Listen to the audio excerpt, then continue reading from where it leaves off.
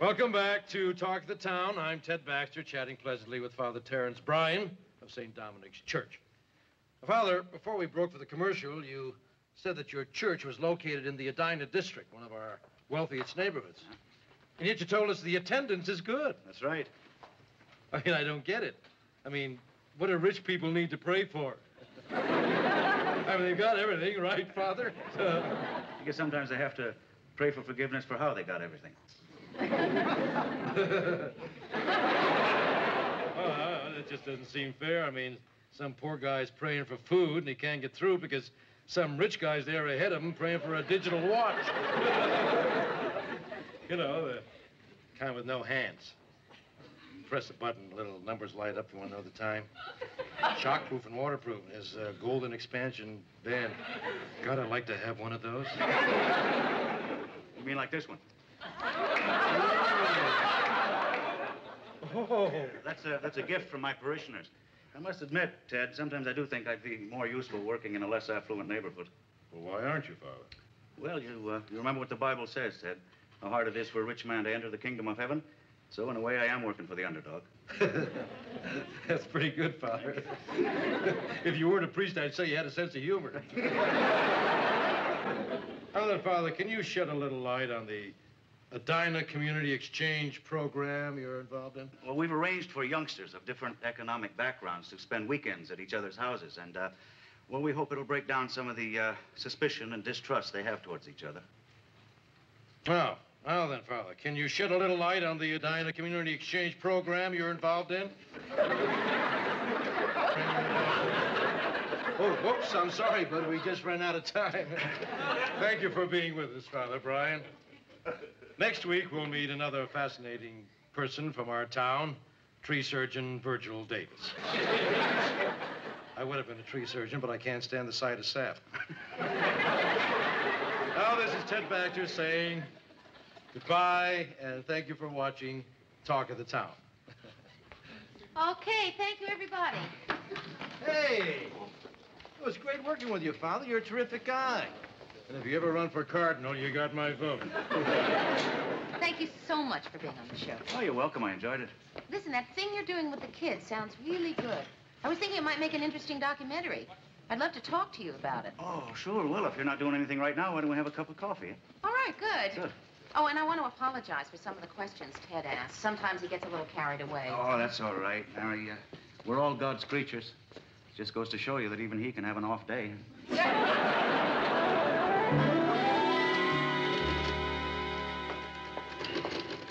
What are you working on, Mayor? Oh, that show with Father Bryan. Mr. Grant really likes the idea. He said if I can get the budget down and present it to the station manager. Say, Murray, how about some lunch? Oh, no, thanks, Ted. Ted, on the documentary, would you be willing to work for a little less than you normally do as a favor to me?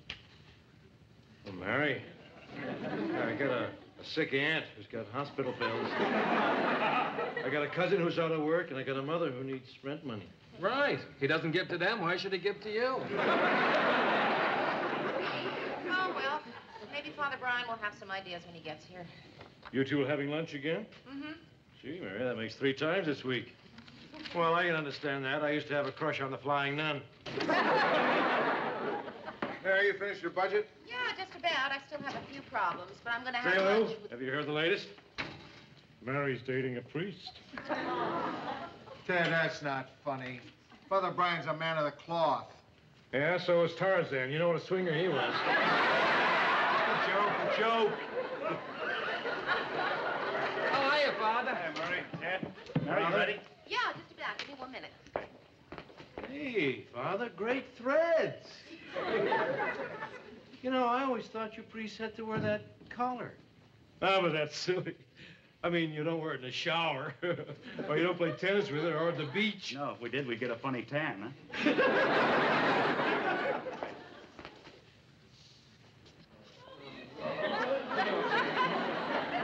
Hello there. Hi. I'm Sue Ann Nivens, Miss Sue Ann Nivens. Terence Bryan. Well, tell me, Terence, are you new here? I hope. I'm just waiting for Mary. We're going to lunch. Oh, lunch. Dark place, candles, Wine? I'll bet that's how you operate. As a matter of fact, it is.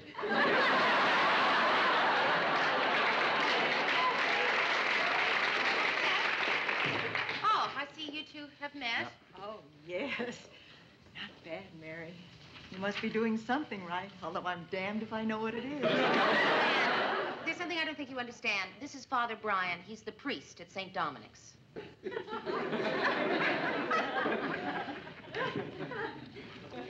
And I'm the Queen of Romania. I'll explain.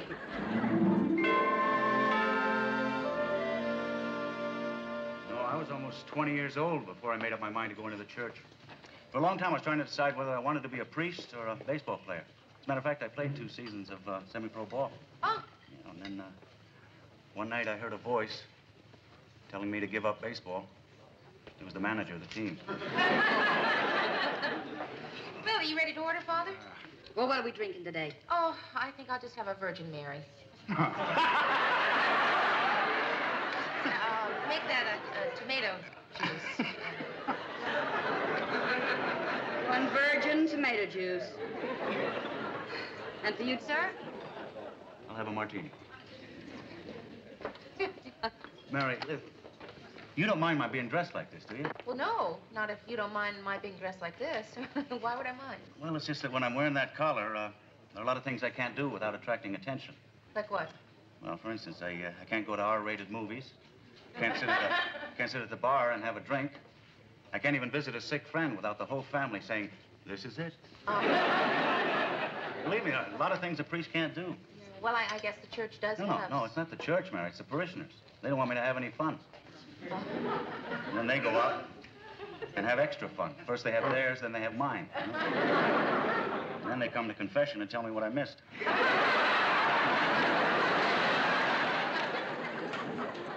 wonderful, though, that you can joke about it like that.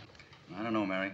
Church is changing awful fast. You know, I have a friend I was in seminary with, and the other day he told me he'd met a woman, fallen in love, and was leaving the priesthood. He asked me what I thought. I jumped on him pretty hard, but then I started thinking, what would I do if I were in his position? I mean, it's not inconceivable that someday I might meet a woman, fall in love. I'm not sure I'd know how to handle all that. Oh, nuts. Here I am. We were having a great chat, and I had to go and get serious. I'm sorry. Oh, no, it's all right, really. Listen, it's not every day a girl gets a priest to confess to her. Hey, Mary, you know something? You're terrific. Oh, thank you, Father. No, call me Terry. All right, I will.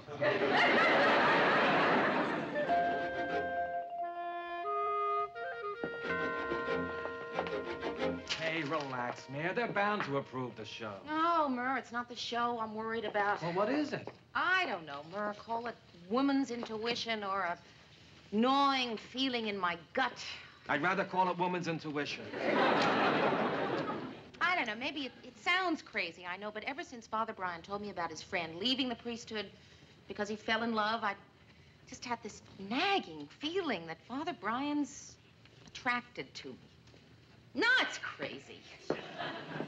No, it isn't, Murr. I mean, I know I have certain... I mean, men have told me. Well, some men have told me that I'm appealing, nice to be with, sexy. Who knows? Oh, forget it, Mayor. A priest just doesn't leave the church for little things like that. Oh, I'm sorry, Mary. Oh, it's all right. And you're right. I mean, the more I think about it, the more I realize he's a dedicated man. Mary, the show's approved. Go do it. Oh, Mr. Grant, that's wonderful. Thank you. Well, wait a minute. Don't you want to tell me anything? Give me any advice? Yeah, don't screw it up. Way to go, Mayor. Way to go. Oh, thanks, Murr. I can't wait to tell Father Brian. You don't know how excited he's going to be. Hello, Terry. Guess what? Yeah, just a minute ago. Isn't that wonderful? Uh-huh. Yeah. Uh-huh. Tonight. My place, sure.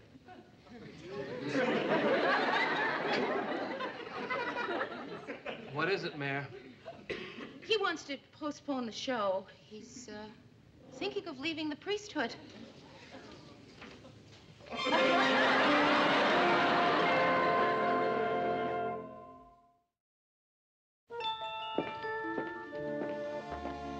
Mary, would you stop pacing? You're driving me crazy.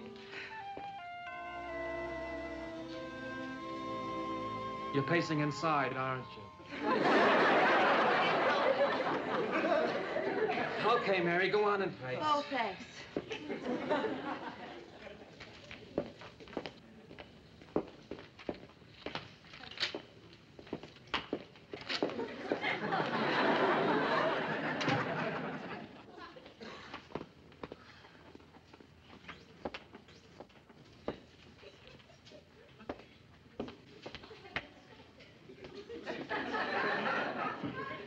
Anything wrong, Mary? Yeah, Mr. Grant. There is.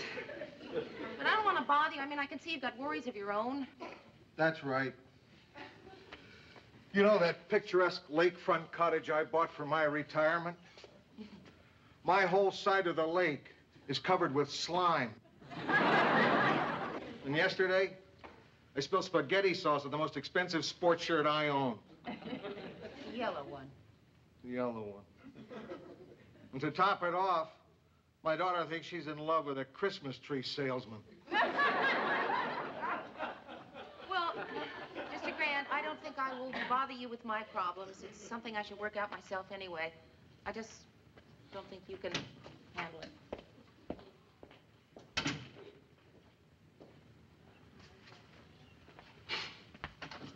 Get in here. What do you mean you don't think I can handle it? Well, Mr. Grant, I do appreciate your concern, but I just don't think it's something you could understand. Mary, when have I ever not been understanding? Have you ever had anything bother you when you couldn't come to me? Huh? Your welfare is one of the most important things in the world to me. I'm on your side. So tell me, I'll understand. Well, Mr. Grant, I'm afraid that Father Brian is thinking of leaving the priesthood because he thinks he's in love with me.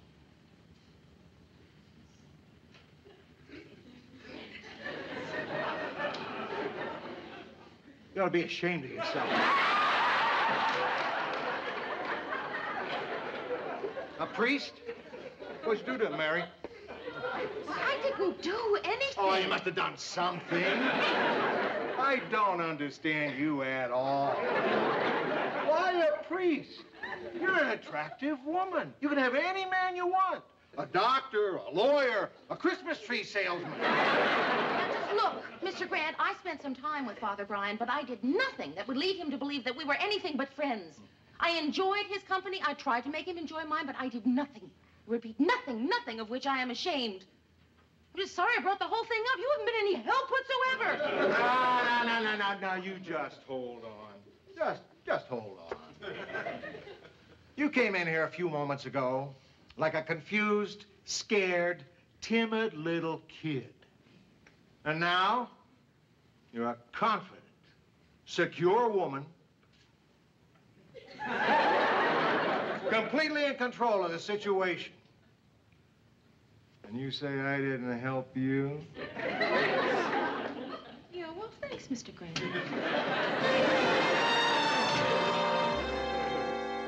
Good night, Murr. Good night. Oh, and good luck tonight. Yeah, thanks. I'll need it. Today I'm so nervous I don't know what I'm doing.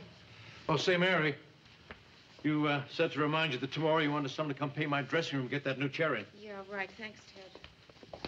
Ted! I did not say that. Does Tuna know what she's doing? What's she so upset about? Well, Mary's seeing Father Brian. Ah, Father Brian. Love is a strange and wondrous thing, you know, Mary. It brings together such totally different people. What are you talking about, Ted? Well, he's a priest, she's a producer. He's a man, she's a woman. He's a Catholic, she's a Christian. Father. Father? Couldn't happen to a nicer priest. Hey, Mary just left. Oh, yeah, well, I just wanted to apologize to Lou for backing out of the show. You know? Is he in there? Oh, yeah.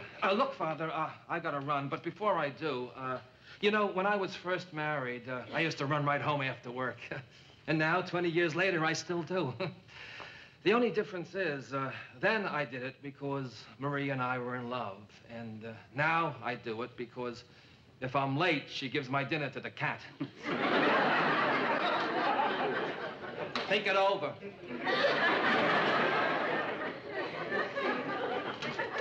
Oh, Lou. Oh, hi, Father. Listen, I just wanted to tell you how sorry I'm about, you know, dropping out of the documentary. Oh, no. That's all right. That's all right. Why don't you sit down? No, I can't. I'm meeting Mary, and then after that, I got an appointment with my bishop, so I'll see you later, huh? Yeah, Father, there's a little story I'd like to tell you. Was it a long story, Lou? Oh, no. Believe me, I'll make it as brief as I can. Okay, if it's important. Yeah, it's very important. All right. Well, where you going? Well, I gotta get a drink. I can't tell you a story like this without a drink. Well, you're only going to need one glass. Why, you drink from the bottle? No, I don't want any. Lou, you said it wasn't going to take too long. That's right. It's just a short little story. Now, you see, when I was a kid, about 12 years old... Lou, give me a hint. How old are you when the story ends? You're making it longer. All right, sorry. When I was a kid, about 12 years old, I used to pass by this bicycle store every day, and there was this bicycle in the window. It was beautiful. It was red and silver, had handbrakes. Lou, I believe you. The bike was beautiful. I wanted that bike more than anything in the world, but we couldn't afford it. However, my best friend Pete, his father got him that same bike on his birthday. That's an interesting story, Lou. It's not over yet. Now, here's the thing. 2 days after Pete gets the bike, he's riding along. Beer barrel falls off a truck. Peter hits it. Breaks both legs. I wanted that bike real bad. But I was better off not getting it. See my point? No, I don't. Let me explain it.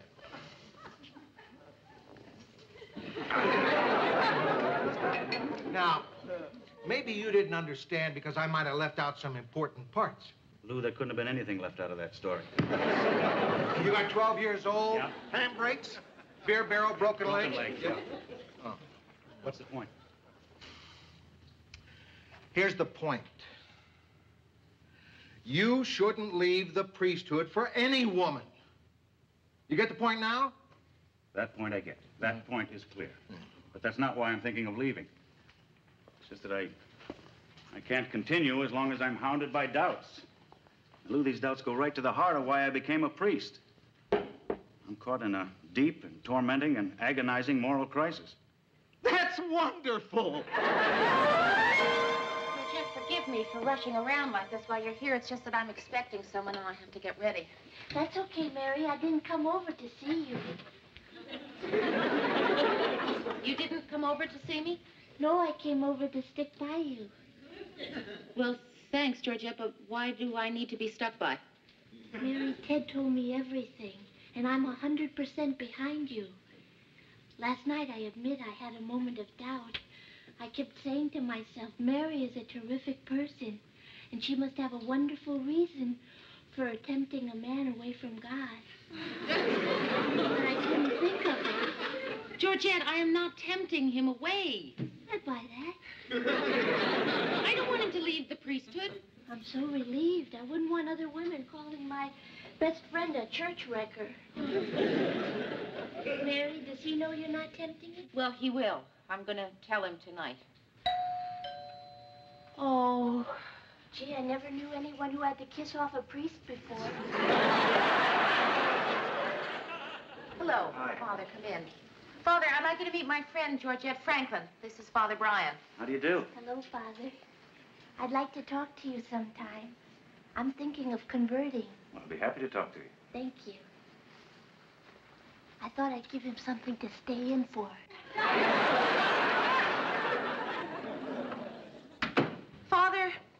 want to say something to you. I know just what it is. So I'm going to just say it very clearly and straight out. Sure. Father, I'm really just so very flattered, that you like me. And, I really like you, too. But see, I don't, my feelings for you, I mean, if you are thinking of leaving the priesthood for... Mary, I'm not thinking of leaving the priesthood for you. You're not? No. You mean there's someone else? I'm not leaving for anyone except me. Oh. Well, you see, I thought when you told me about your friend who left the priesthood because he fell in love, well, I thought that it might be that you could have fallen into love. Not that funny. Mary, that's hysterical. Yes, I guess. But I mean, I thought, what's inconceivable, I'm not really all that unattractive. Father, would you please stop laughing? Mary, I'm sorry.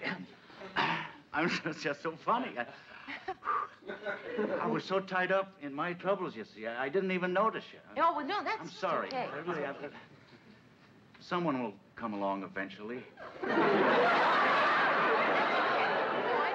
No, Mary, listen, it's nothing to be ashamed of. A lot of people your age come to me worried about meeting someone, Yeah, really, that's okay, Father. Mary, we have some wonderful dancers over there at the church, do you know? We have an over-30s club. No, it's really...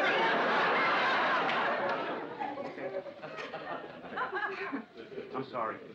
I'll stop trying to solve your problems and start working on mine, huh? Okay? Okay. Would you like some coffee? No, thanks. I better go. I'm going to go talk to the bishop about taking some time off to think things through. There's a kind of retreat the church has set up for that kind of thing.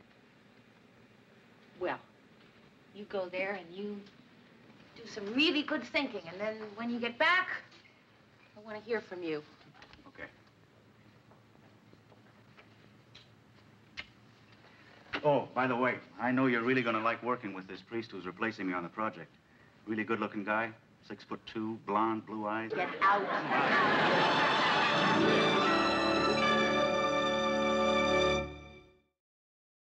And so these 30 Twin City youths go back to their own lives, knowing as they never did before how the other half lives. Good night from your reporter, Ted Baxter. Stay tuned for Gilligan's Island. A lady gorilla falls in love with Gilligan. Next on Channel 12. So, Mr. Grant. All right, Lou. Get on the phone. Why? They cut us off. The show was over. My name wasn't over. Oh, okay, Ted. I worked over a month on this show. I would really like to hear what people had to say about it. Mr. Grant, what'd you think? Honest opinion. My honest opinion. Considering the budget and the other problems you had, you did a pretty good job, Mary. Thanks. Pretty good script, too, Murray. Oh, thanks, Lou, thanks. And Ted? Yeah, Lou? You were controlled and dignified. I think you were the best I have ever seen you. Just great.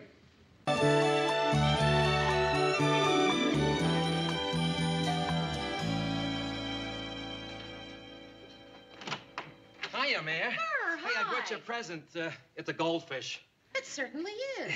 See, I went past this pet shop, and I saw it in the window, and I said, Mary ought to have that. So I went in, I bought it, and there it is.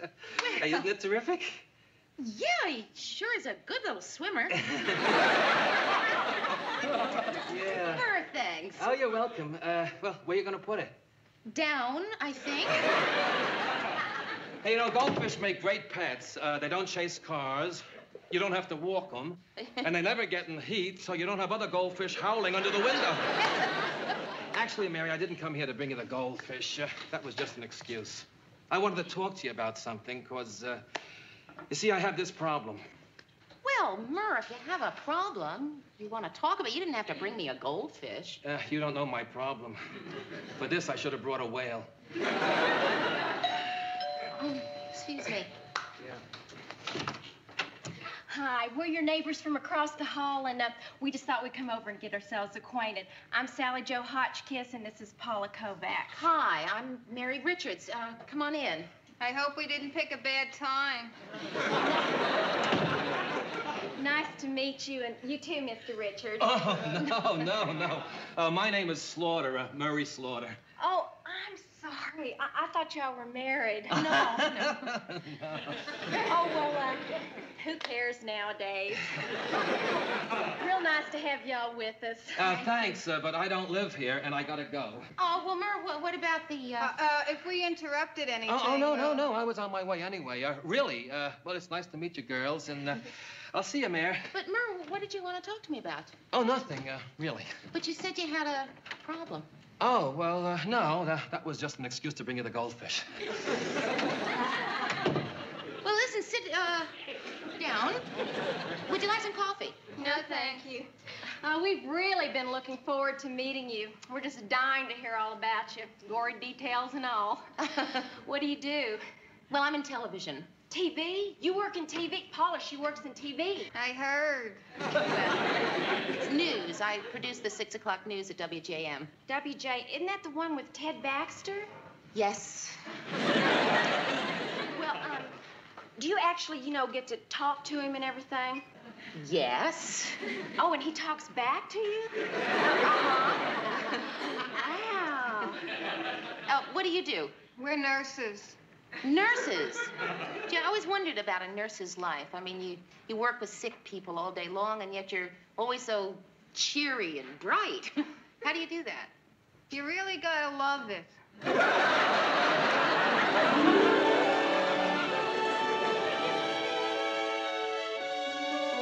Hey, Mur, remember the other day you said you had something you wanted to talk about? Oh, that. Well, that's kind of a personal problem, Mary.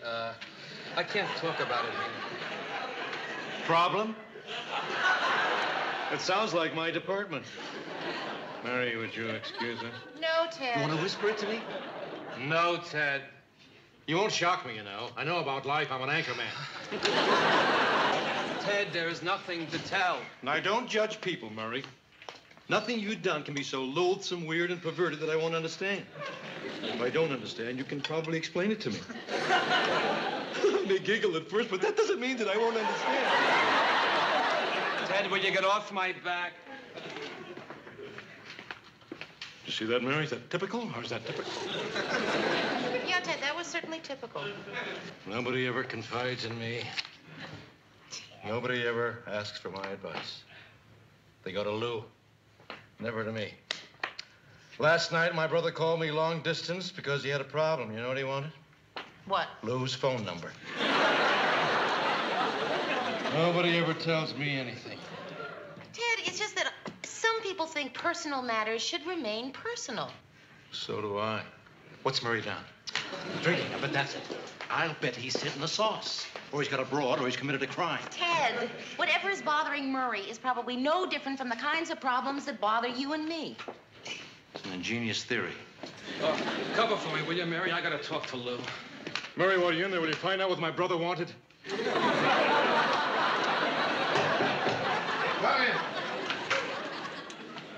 I hate to bother you, Lou, but I gotta talk to somebody. I know it. What do you mean you know it? You've been acting funny. Just a matter of time before you came to me. Sit down, Murray. Boy, this is fantastic, Lou. You must have a sixth sense. Not really. For one thing, last week you wrote up the same feature story 3 different times. I did? Wow. Well, it's a lucky thing you happen to remember it. It's hard to forget a 2-headed duck.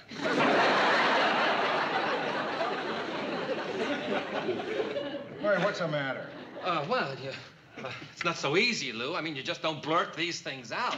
Murray's gambling again. That's what it is. You want me to sit in on this, Lou? No, thanks, Ted. Suppose you need an extra head. We have a duck standing by.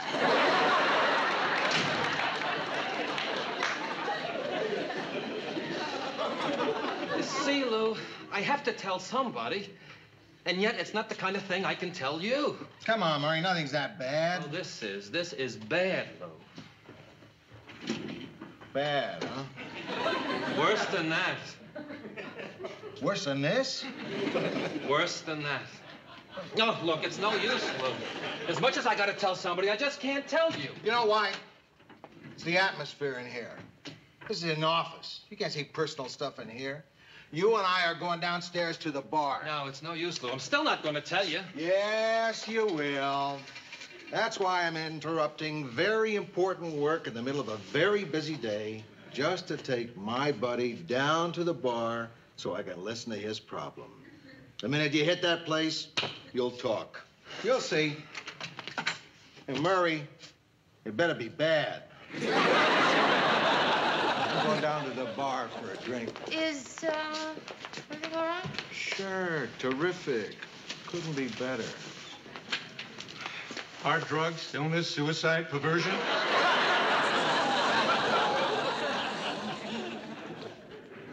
See what I mean, Mary? Nobody ever turns to me. Oh, Ted. Just once. I wish somebody around here would treat me as though I had a brain in my head. Just once, I wish somebody would ask me for advice.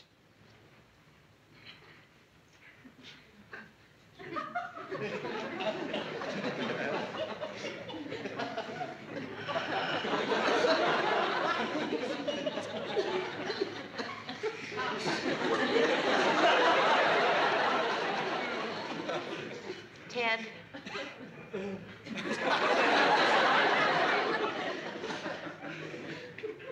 I need some advice. Don't toy with me, Mary. You asked for someone to confide in you. Well, I'm gonna confide in you. I don't believe you. Why should you confide in me? I'm confiding in you because you live in an apartment, right? And you're familiar with the kinds of problems that arise in an apartment.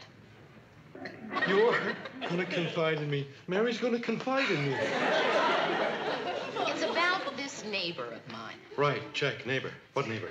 Well, there are two girls, and they're very nice. They live across this hall from me, but Hold one it, of hold them it, is hold a... it, hold it. You better give it to me from the top. I am giving it to you from the top, Ted. Right, One of them's a bit of a problem. Girl, neighbor, problem. Anyway, this Sally Joe wants to be friends. You know, as a matter of fact, she assumes that we are friends. Friends. She drops in at all hours, day and night. It really bothers me. You know, I'm a private person. Private person. I just don't know how to deal with it. Well, this is a big assignment, Mary. No one's asked for my advice, and I'm going to give you the best thinking possible. I'm going to talk to Lou about this.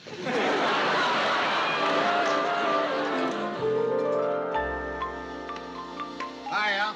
How you doing, Lou? Just fine. 2 double scotches, Al. Gee, Lou, I haven't had breakfast yet. Slice of banana in one of those. Lou, I got to talk to you. I'm busy, Ted. I've got this problem I've got to solve. Well, then go solve it, Ted. Yeah, you're right, Lou. This one's my baby. I'll solve it alone.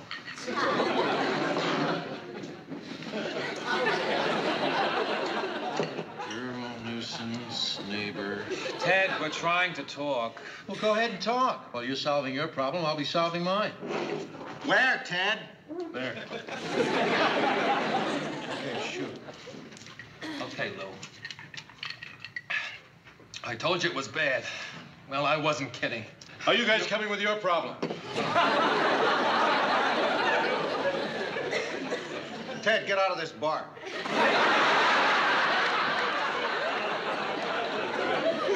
I've got a right to stay here, Lou.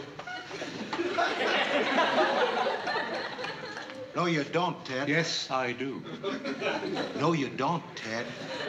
You see, there's an FCC regulation that forbids a newsman going on the air with liquor on his breath and a pushed-in face. Oh, it's an FCC rule.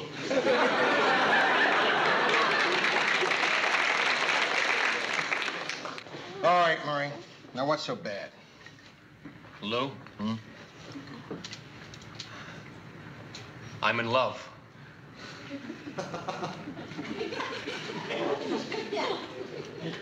What do you mean in love?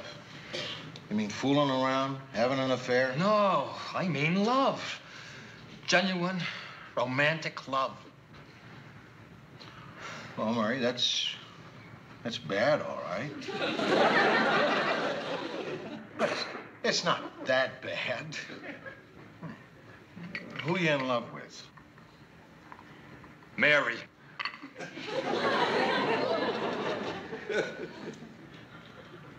Mary who?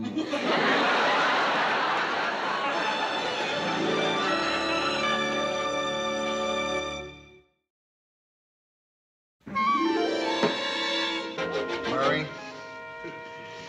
let's just forget that this whole conversation ever took place. What do you mean, conversation, Lou? All I said was... Don't say it again. Well, I gotta say it, Lou. I love Mary. Ah, that's crazy. How can you love her? Well, why shouldn't I love her? For over 5 years, we've worked side by side, day after day. I mean, haven't you ever felt it, Lou? Didn't you ever sit in the newsroom at the end of a long day, all hot and sweaty and rotten? And there she was, all sweet and perfumed. And you suddenly had this tremendous urge to... Stop right there, Murray! Don't you finish that sentence. Lou, all I want to do... Not another word. Lou, all I want to do is touch her. I'm warning you. Her face, Lou. That's all. Just touch her face. Just touch it. Don't do that. Lou, all I want to do is touch her. Just touch it. Don't do that. Listen, fella, not in this place.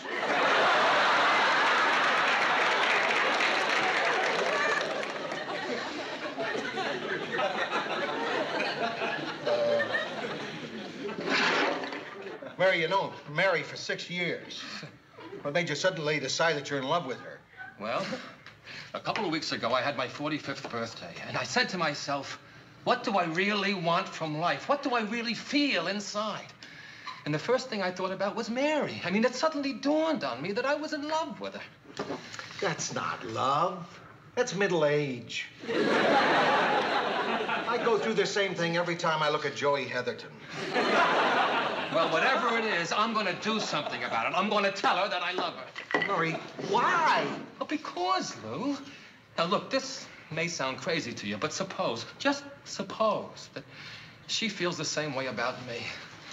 Look, I don't want to go through life thinking that I may have loved a person who loved me back and I never told her. So I'm going to tell her, and I'm going to tell her today. Murray, you want my advice? Yeah. Think it over for a while. Sleep on it. It always works for me with Joey Heatherton. Okay, Lou. I'll think it over. But I know I'm not going to change my mind. I'll tell her tomorrow. Murray, where will it lead? I mean, what if you do? What happens then? Well, why does anything have to happen? Well, Murray, listen. Loving someone does imply certain consequences. Oh, not necessarily. Not this kind of love. You see, Lou, I still believe a man can love pure and chaste from afar. Why not? Why can't he? I think he can. Pure and chaste from afar. Is that from a song? Yeah. What's the song? The Impossible Dream.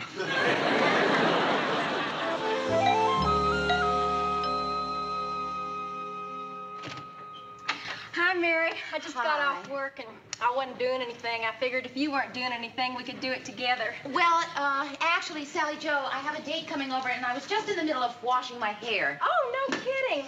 I have to wash my hair every single day. I've got this terrible dandruff problem. Good thing I'm a nurse that doesn't show on my uniform. It's lucky you're not a nun. Excuse me, Mary. Sally Joe, you got a phone call. It's Lester. See you later. He's this patient she's been dating. He just had a disc removed. I think he wants to try out his back. Hey, listen, Mary. I know Sally Joe's been bugging you by coming over here all the time, so I think I ought to tell you something. With Sally Joe, there's no use being subtle. When you don't want her around, you gotta do what I do. Say right to her face, Sally Joe, you're driving me up the wall. Get out or I'll throw you out. You actually say that to her? Sure. Why do you think she keeps coming over here all the time?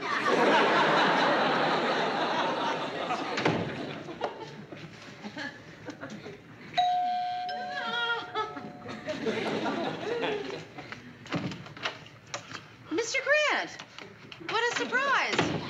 Mary, I gotta talk to you. Well, actually, Mr. Grant, I'm expecting a date. I should be in the bathroom finishing my hair. Fine, we can talk in there. Sit down.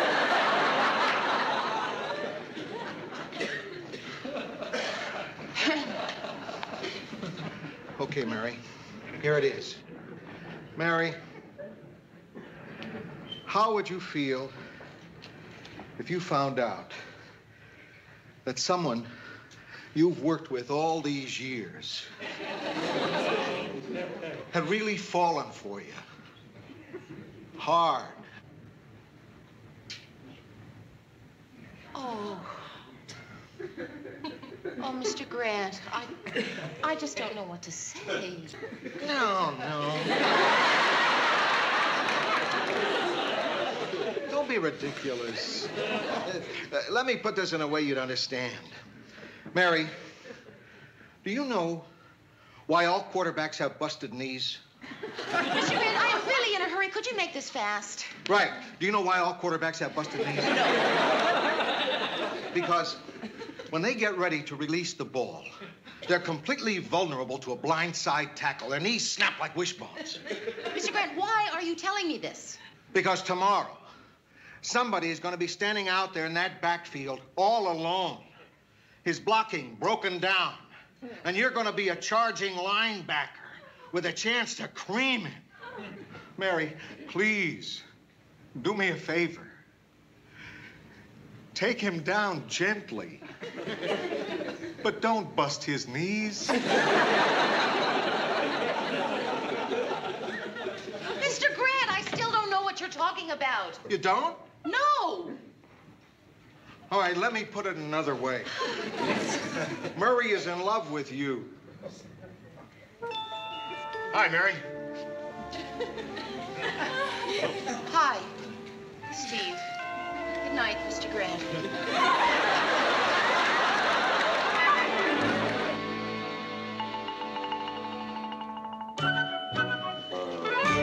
Did you tell her yet?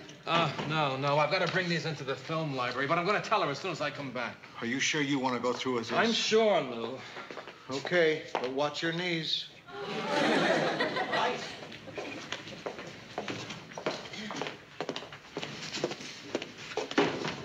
He's going to tell you as soon as he comes back from the film library.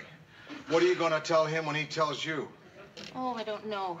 I'm just hoping maybe something will occur to me on the spur of the moment. Good plan.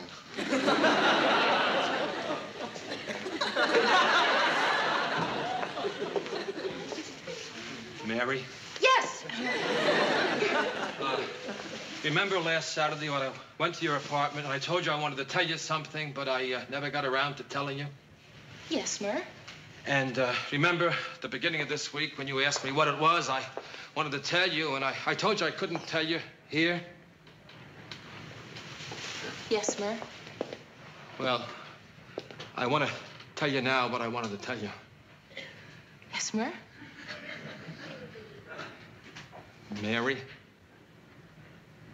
I love you. And I love you, too.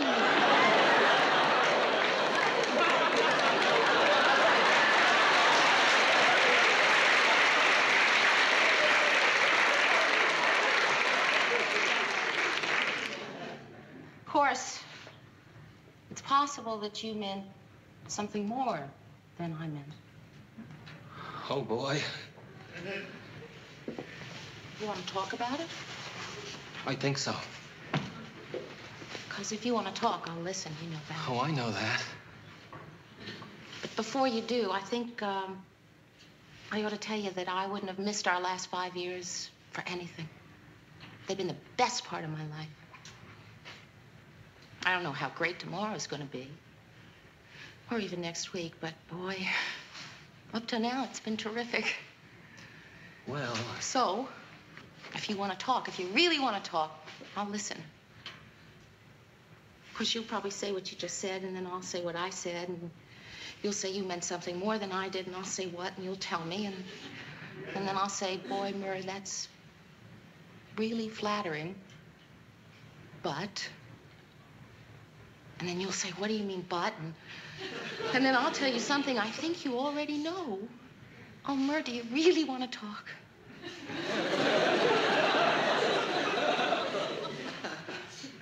I think we just did. Hey, you look at the time.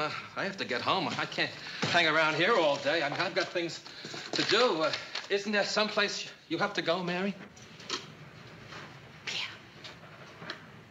See you tomorrow, Mur. I'll see you, Mary.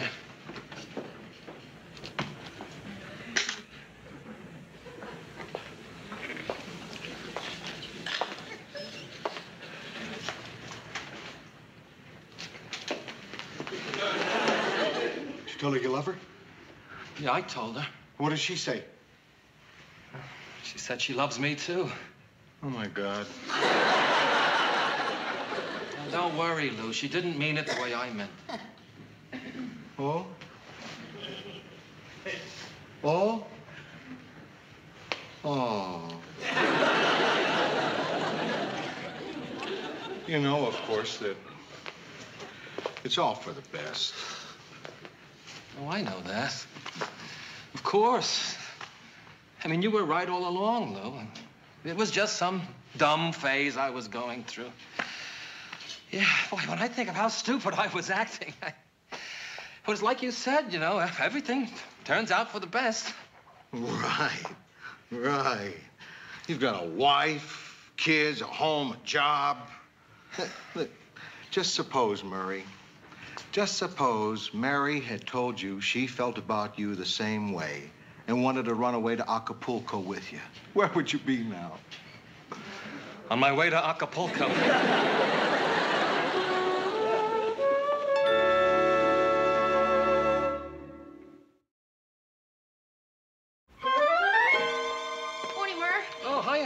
How's the goldfish? Oh, he's fine. I think he's a little angry with me, though. I was having sardines last night, and I caught him giving me one of these. Hiya, Ted. Hi, Murray. Hi, Ted. Murray. I've been thinking about your problem with your neighbor. Morning, Mayor. Hi, Mur. Hey, what you looking for? Oh, just some kind of offbeat character we might be able to use as a feature tonight. Oh, any luck? No, so far the best I can come up with is a man who can play the flight of the bumblebee by hitting his head with a wet spatula. Ooh. Hi, guys. Hiya, Ted. Listen, Mur, about tonight's Excuse me. Do you know how long it takes to fly from Minneapolis to New York? Oh, about 2 hours, I think. I was thinking about... You know how long it takes to get from the airport in New York to the center of New York? About 3/4 of an hour, I think. I was thinking if you we know started any good hotels in New York? Any good restaurants? Or any good shows to see in New York? Are you by any chance going to New York? Boy, try to keep a secret around here. Well, as long as the cat's out of the bag, I might as well tell you the whole story. I've been asked to go to New York to audition for a host for a big new game show. You're kidding. Host of a game show? Well, I wouldn't wish that on my worst enemy. All the luck in the world, Ted. You want to know how much the job pays? Not really. But, Ted, it's not that I'm not interested, but you already make a lot more than I do. Oh, a lot more. And it's a little depressing to hear that someone you know... And respect. That someone you know is earning more money than you are. Ted, I don't want to discuss salaries. It's nobody's business how much anybody makes. You're right. It's nobody's business that I make $750 a week. And you only make $280 a week. And he only makes $275 a week. $215, $187, $187.50. You're right, Mary. It was foolish and insensitive of me to even bring up the subject. And you think a guy that's going to be making $1,000 a week would have more brains than to... What makes you so sure they're going to choose you for the job, Ted? Oh, come on, Murray. They have to. With Ted's intelligence, they're certainly not going to ask him to be a contestant. Thanks, Mary. Well, there's no point in being modest. I know they're going to choose me. I got a feeling that I'm going to get lucky. I only had this feeling 3 times before in my life. Once when I won the football pool, once when I won a color TV in a raffle, and on my 43rd date with Georgette. I gotta break the bad news to the big fella. Well, I hate to do this. It's gonna break the big lug's heart. Lou, I've got something to tell you. Better brace yourself, Lou. I've been asked to go to New York to try out for a host of a new game show. I know this may come as a shock to you, but if I get it, I'm afraid it means I'm gonna have to leave WJM News. Oh, lots of luck, Ted. Any calls, Mary? No. Look how he hides the pain.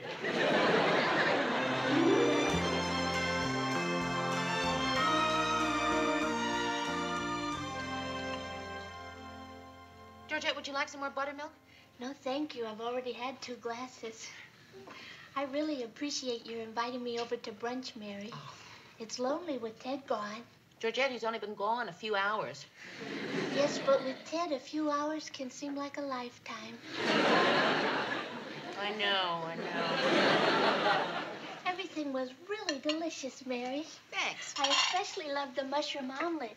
You make it exactly the same way I do. Oh, really? Yes. You'll have to give me the recipe sometime.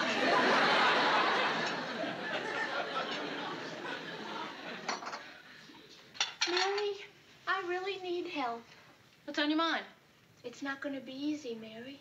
Georgette, what is it? It's something I can't discuss. Well, Georgette, if you can't discuss it, then how can I help you? I told you it wasn't going to be easy. Okay, I'll tell you what, why don't you just say it straight out, just... I have an impure thought, and I'm ashamed of myself for having it. Phew. When I dropped Ted off at the airport this morning, I wished him good luck with his audition. But down deep, do you know what I was really hoping? I was hoping he'll fall on his keister.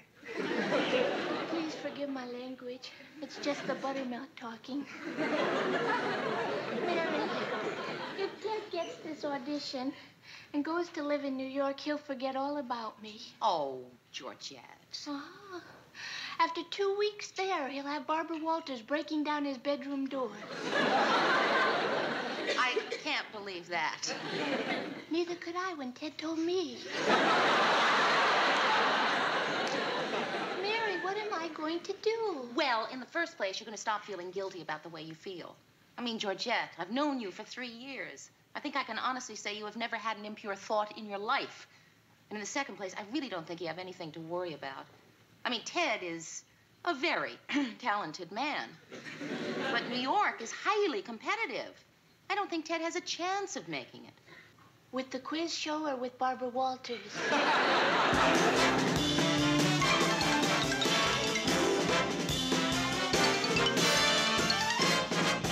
You're on horse number 1, you're number 2, and you, Mrs. Franklin, are on horse number 3. Okay, everybody, we're ready to do the next audition tape. Ted Baxter. Yo! Hi, how are you? Hello. All right, Mr. Baxter. Here are the names of the contestants and some jokes which our 5 writers have done. 5 writers? Well, this really is the big time, isn't it? Boy, if I had jokes like this in the news, I'd have been a star long ago. Have you got any questions? Oh, yes. Who decides whether or not I get the job? I do. Why? Oh, no reason, just asking. Like your jacket. Thanks. Nice shirt, smart tie. Ted, you want to take your place? Yeah, right. Okay, places, everybody. Great shoes. Ted Baxter audition, take 1. Ladies and gentlemen, it's time now to play $50,000 steeplechase. And here, coming around the home stretch and the clubhouse turn, is your quizmaster, Ted Baxter!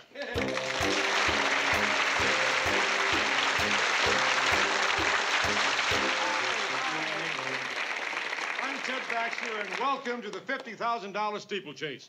Now, today we're going to have fun, fun, fun. Remember, this is a horse race, so pick your favorite and root him in. Get as excited as you like. Shout, scream, kiss the woman in the next seat if you feel like it. Of course, if it's your wife, just shake hands. All right, now, some of you are going to win a lot of cash, so for heaven's sake, don't throw it away. Who knows, someday it may be worth something. Shake hands. All right, now let's meet our contestants before they get saddle sores. Number 1, Elliot Jensen from Denver, Colorado. Let's hear it for Elliot. How you doing, Elliot? Good. Welcome to the show, Elliot.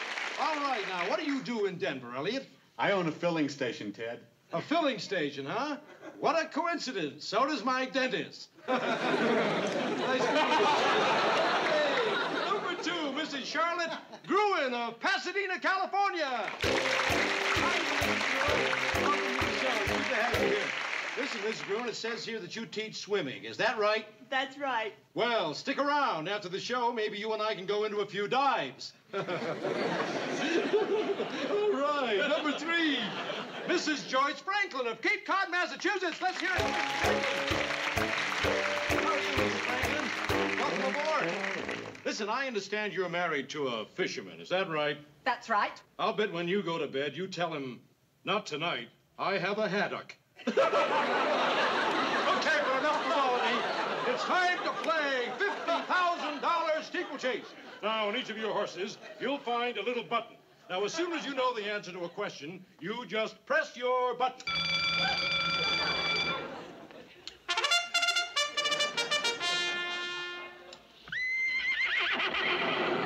All right! And remember, whoever presses first will get a chance to advance his horse. Are we ready, contestants? Ready. Ready. Okay, are we ready, Ginger? Ready, Ted. All right, we're off and running. Here's the first question, true or false? Hubert Humphrey was once Vice President of the United States. Mrs. Gruen? True.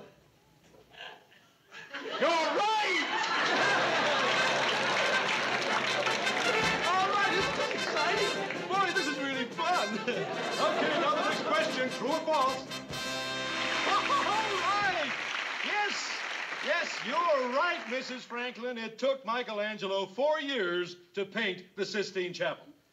Good thing you didn't have to use 2 coats of paint. Okay, now. Well, we're right down to the finish line. How about this? It's neck and neck. Boy, is this a great game. All right, now, next question. True or false?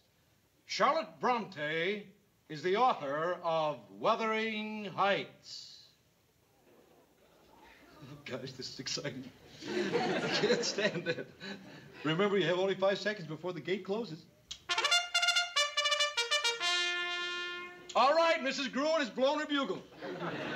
Now, if she gives the right answer, she wins the race. But remember, Mrs. Gruen, you're in a penalty situation, which means that if you give the wrong answer, your horse breaks its leg and you have to shoot it. All right, now, what is your answer, Mrs. Gruen? False. I think it was Emily Bronte. Did you say false? You're right! You're absolutely right. Your horsey is working. Isn't that wonderful? Your horse is right. Thank you. All right. Thank you. Her horsey crossed the finish line. Thank you very much. You did a very nice job. Oh, thank you very much. We still have some other people to see. We'll be in touch with you next week. Oh, that's all right. I understand. No rush.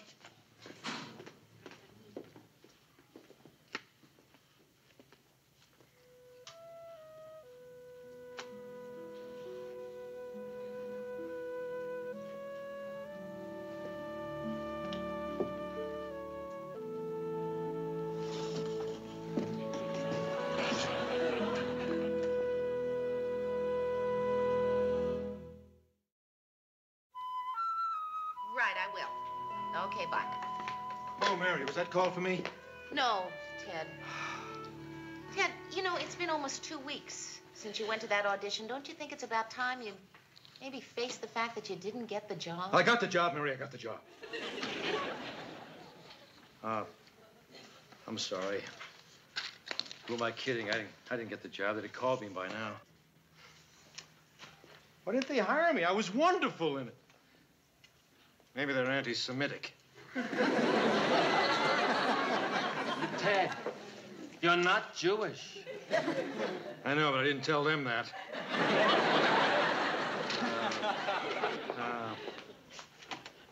I know why I didn't get the job. Just wasn't good enough. Oh, Ted, come on. It's no disgrace to audition for something and be turned down. I'm sure that Laurence Olivier has been turned down for things. I didn't know he did game shows. Thought he just did commercials.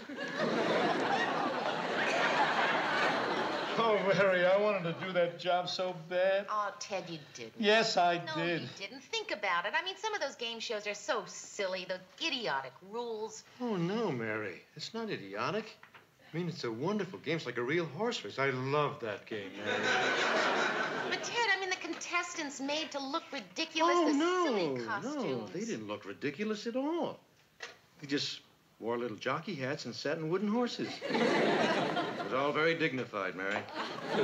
I'd put my own mother on that horse. The right price should put your mother under a horse.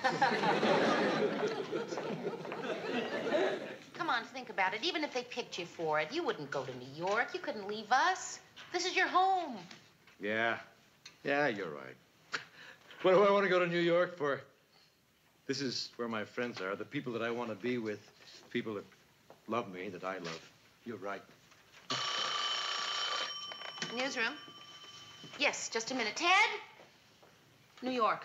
Maybe this is my ticket out of this dump. Hello? Yes. What? All right, I understand. Right, okay.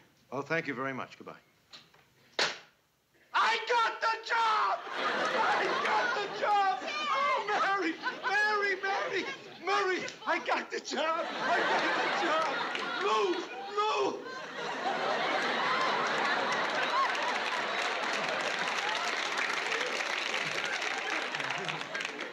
Ted, why are you trying to lift me off the ground? I got the job, Lou! Oh, okay. I got the job! I got the job!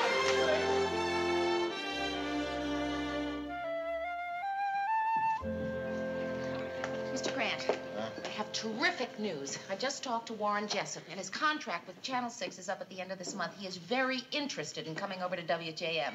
Hey, that's great. That goes for a drink. What do you have? Scotch and soda. 2 scotch and sodas, please. Boy, Warren Jessup. Yeah. He's terrific. He's about the best anchor man around town. I'll bet he'll really boost our ratings. Yeah. No, we can just have Andy fill until he's free. Right. I mean, Warren is so bright and personable. I just know with him we can put on a show we'll really be proud of. Absolutely. Here you are. Okay. To the new WJM News.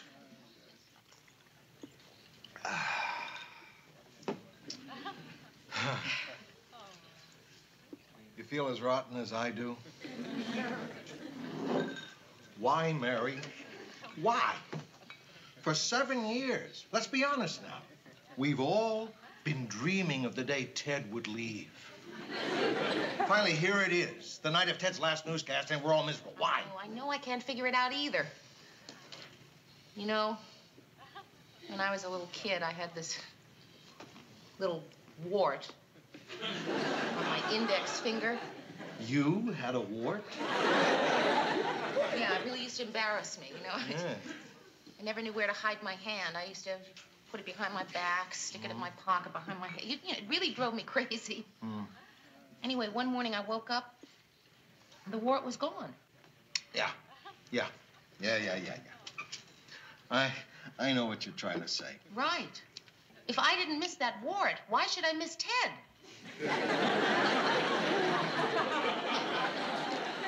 Well, Mr. Grant, I know all about Ted's shortcomings, how he's driven us bananas over the years. I'm aware of all that, but is it possible? I mean, is it just possible that deep down, underneath everything, we really like Ted?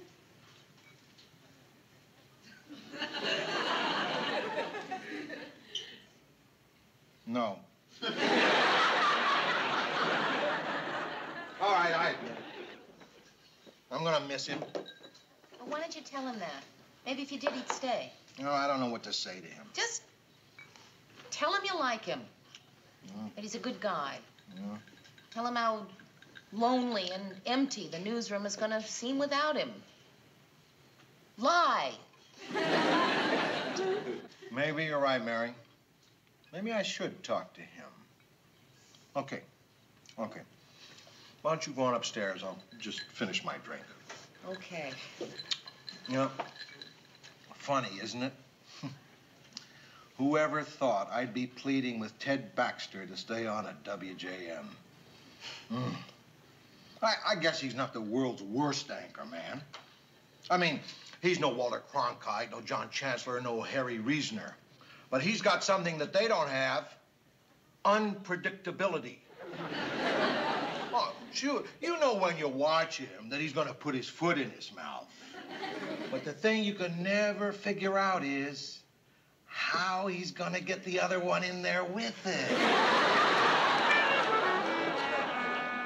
So this is Ted Baxter saying good night, good news, and goodbye.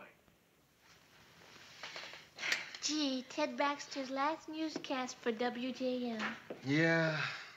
Oh, hi, Georgette. Hi, Mary. What you got there? I have to bring it down to Ted's car.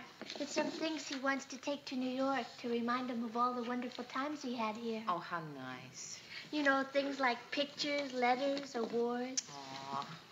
Pencils, paper clips, ballpoint pens, light bulbs. I guess I got everything, Georgia. You want to put this in there, too? Okay, Ted. I'll get you down in the car. Okay. Bye, Mary. Bye, Murray. Bye, Georgia. Well, this is it. Ted Baxter's farewell. But unlike General Douglas MacArthur, I shall not return. Gee, Ted, the folks on Bataan are really going to be choked up about that.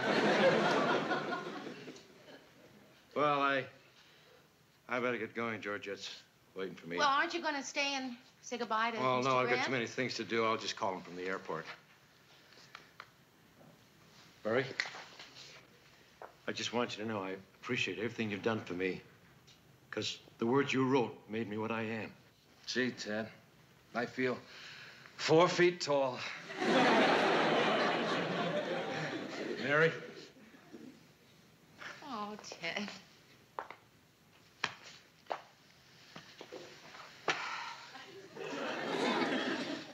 Goodbye, guys.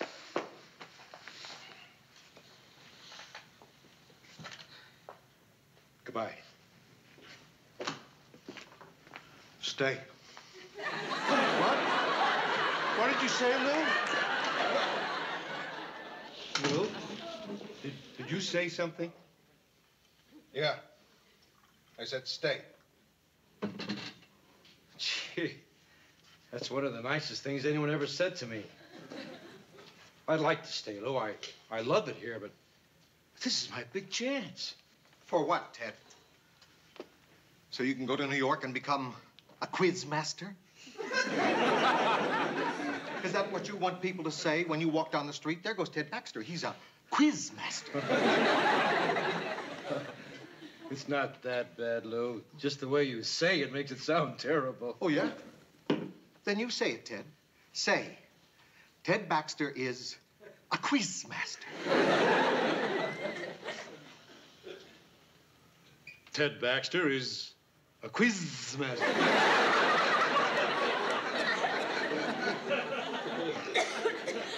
You see, Ted, you have to do what you think best. But I want you to know that I will always think of you as a newsman. You mean that, Lou? You always serve the people by broadcasting the truth. You should be proud of that. Oh, sure, there are lots of other jobs that pay more, that are less demanding, but they contribute nothing toward the public's well-being or understanding. A newsman's life has meaning. I mean, you were following in the tradition of men like Charles Collingwood, Elmer Davis, and Edward R. Murrow. There's no finer way a man can spend his life than that. Ted, you were part of a great profession. You were something very special. Something very, very special. You were a newsman.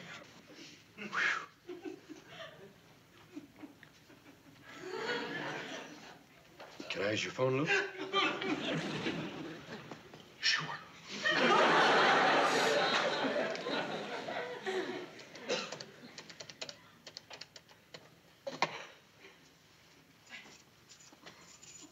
Mr. Hillman, please. Hello, Mr. Hillman. This is Ted Baxter, Minneapolis. I want to thank you for offering me the job, but I've been thinking it over, and I decided that I want to stay here in the newsroom. What? Really? He's offering me another $200 a week, Lou. You're a newsman, Ted. A newsman. Oh, Mr. Hillman, listen, I'm sorry, but it has nothing to do with money. Well, another $500 a week, Lou. A newsman, Ted.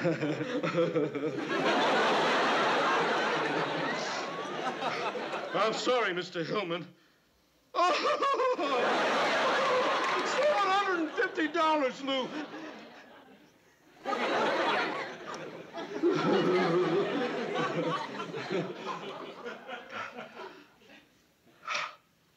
Mr. Hillman, I'm sorry. Now I've made up my mind. Good luck on your show. Thanks a lot. Goodbye. Oh, I'm a newsman, aren't I, Lou? A newsman? Yes, Ted. You're a newsman. And a darn good one, too. I never said that.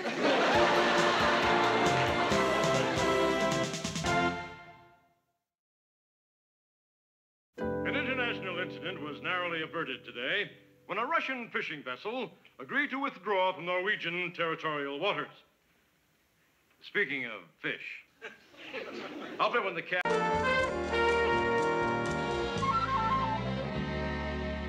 Mail call. That's your mail, Murr. Oh, thanks, Ted. What's the occasion? You never bring in the mail. Well, I was just passing the mail room. I thought I'd save the mail boy a trip.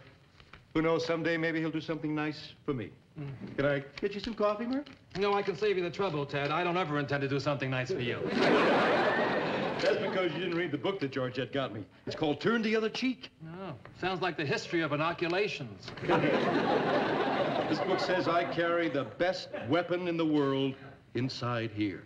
Well, it's certainly the best concealed. Kind thought, that's all I need, Murr. If I think kindly of others, they can't hurt me.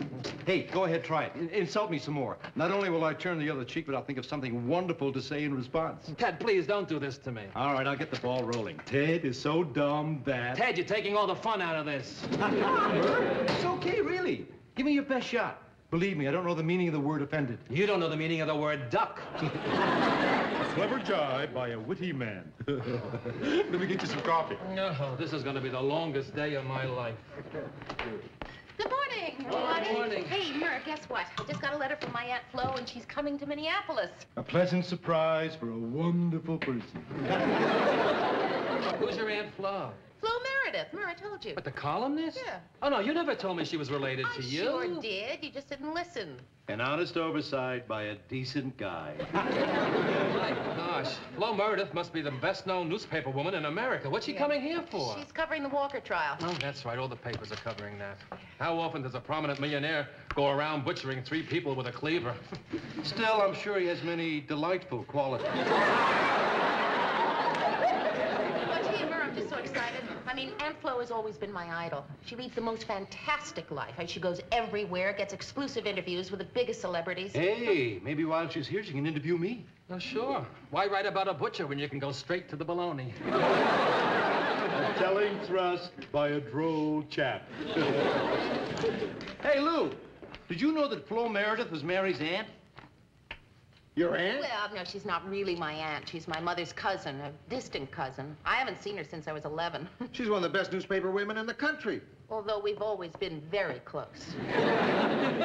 I guess journalistic talent must run in the family. Oh, come on. No, I would never put myself in the same class as Flo Meredith. Why? You do the same job she does, keeping the people informed. And you do it without a lot of glamour, publicity, and expense accounts. No. Wise words, and well learned. From a man who knows whereof he speaks.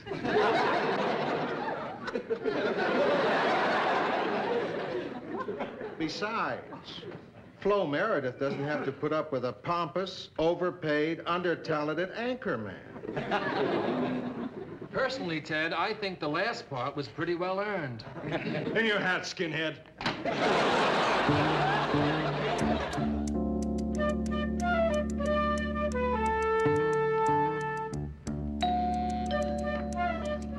Who is it? Open up, kiddo. It's the working press. Aunt Oh, Mary. Hi. Oh, look at you. You're all grown up. Oh, my gosh, pajamas. I haven't seen anybody wearing pajamas since Hubert Humphrey. Well, you know. Don't get me wrong. Mrs. Humphrey was always present. As a matter of fact, I had a note from Muriel just the other day. She wanted the name of a little restaurant in Marrakesh. Baby, you look fantastic. Thank you. So do you. Oh, gee, it's so great to have you here. Can I get you a drink? Well, I wouldn't slug you in the mouth if you did. Okay. You know, I wasn't expecting you until tomorrow. Well, I thought I'd fly in tonight and kind of get a jump on things. Scotch will be fine on the rocks. Easy on the rocks. Right. Anyway, it gives us a chance to talk. Yeah. How have you been? Oh, just fine. Oh, you certainly look in the pink. I hear you're a producer now. Well, yeah, I am. It's just a little station, you know. Oh, but well, kiddo, you gotta learn someplace. Listen, tell me, what do you think about this murderer? Oh, well, Why did he chop all his victims into little pieces? Was he cuckoo or just overorganized? Well, I think, you know, it's pretty obvious that in order for him to have done something like that, you know, it'd have to be deranged, bonkers, wigged out, fruitcake city. Mentally ill. That too. Well, I think I better talk to some news people. Sometimes I've found that a good local reporter has a lead that everybody else has missed. You wouldn't happen to know anybody, would you? What do you mean I wouldn't happen to know anybody? Well, somebody who knows what's going on. Well, Aunt Flo, I am the producer of the 6 o'clock news. I mean, who would know any more? Well, I don't know. I guess I was just thinking one of the old pros. Okay, what's wrong with one of the young pros? I mean, this is my city. I know what's going on. I know people. Baby, I never said you didn't. Oh, listen, if I sounded that, I'm sorry. I apologize, honest. Well, no, you don't have to apologize. Really, you don't. Shall I freshen that for you? Who's the defense attorney on the case? Well, that information is, you know, over at the station. Oh, who's on the night desk? Well, actually, we don't have a night desk. Well, who's the editor of the evening paper? Well, I never read the evening paper. I read the morning paper, though, you know, straight through. Well, what's the number for Associated Press? Okay. The Associated Press, that's, 553. Wait a minute, no, that's UPI. It's, okay, well, you know, I'll just look it up. I know the number, I know it, but I'll look it up. Mary, wait a minute. That's all right, never mind. Let me ask you another question. Okay. How's the family?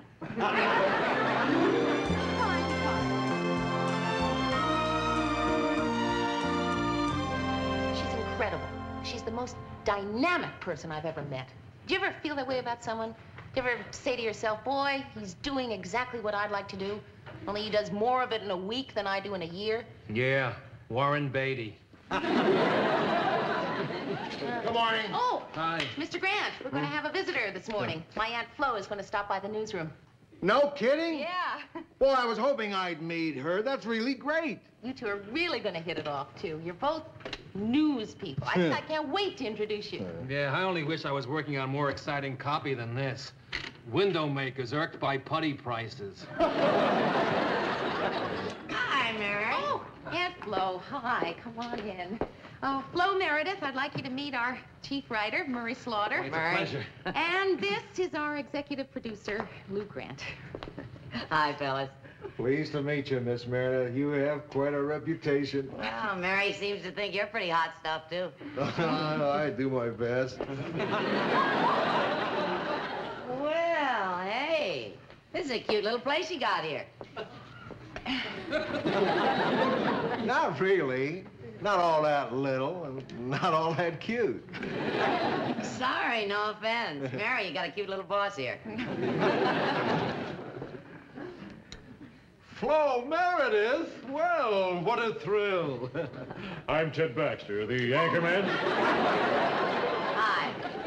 I suppose Mary's told you all about me. Yes, she has. Well, now you can hear it from the horse's mouth. Well, that's almost the way she described you. This is wonderful. It's so great meeting important people. You must be very excited. So, Murray, you're the writer, huh? You must be having a field day with this Walker trial. Oh, yeah, but I was just finishing working on a fast-breaking story first, on the putty situation. Mary, it's your newsroom. But, honey, if I were you, I'd drop everything and concentrate on this murder trial. You'd never have a bigger story. Oh, well, I'm sure that Mary feels from a television standpoint that the trial could go on for weeks. Some of these other items will be old news tomorrow. Well, yeah, that's really what I... It's none of my business, but from a newspaper standpoint, she's dead wrong. Murder sells. It's a fact of journalism. You know, on the other hand, it's hard to argue with that. I know a little bit about journalism myself. Not your scandal sheet scribbling, but good old hard-nosed reporting. My scribbling has won 16 journalism awards. How many's your nose won? How many has my nose won? Listen, can I say something here?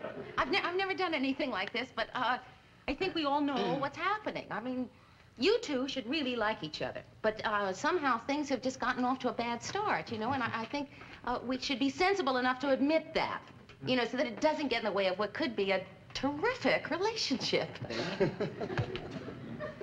Oh, all right. I admit it. She was starting to get on my nerves. Okay, now, Aunt Flo, you too. Come on, just out. All right, baby, if it's going to make you feel any better, I was beginning to think that he was a pompous, straight-laced blowhard. There, you see. Now that it's all out in the open, we can just forget the last few minutes ever took place and start fresh. How do you do, Miss Meredith? I'm pleased to meet you, Mr. Grant. It's a cute little place you got here.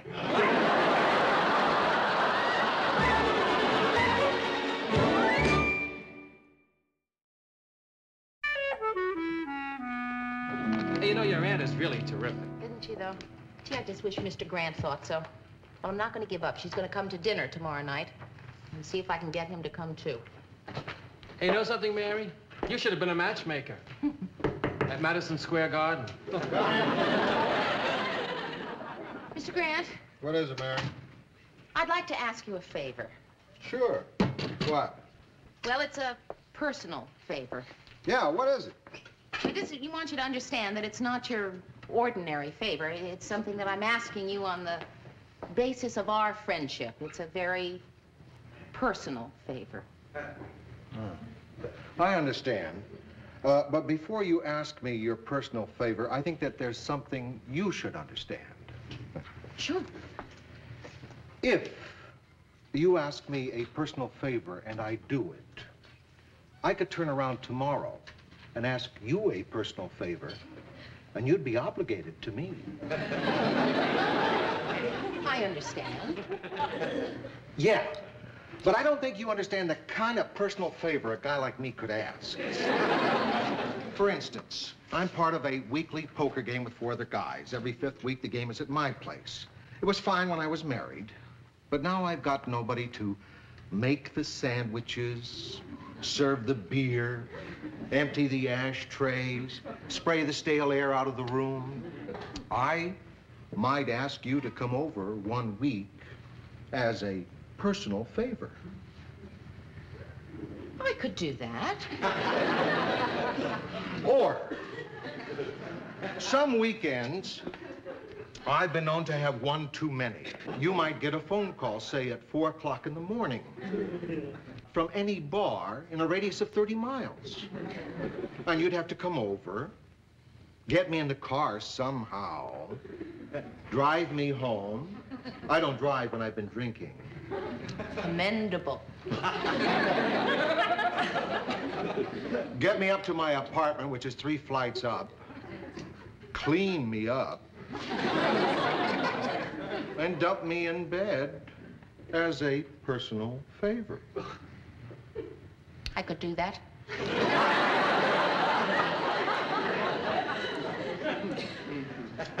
Or, I've got this friend, Iggy Wochuk. Saved my life once in the Army. Mm-hmm. And he comes to town once, twice a year, and he always asks me the same thing, can I get him a date? But he doesn't phrase it that way. What Iggy says is, hello, Lou, I want woman.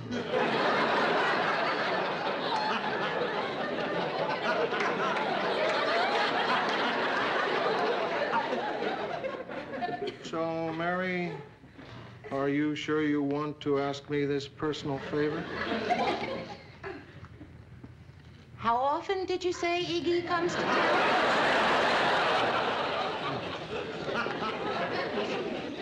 Okay, what's your favor? Okay.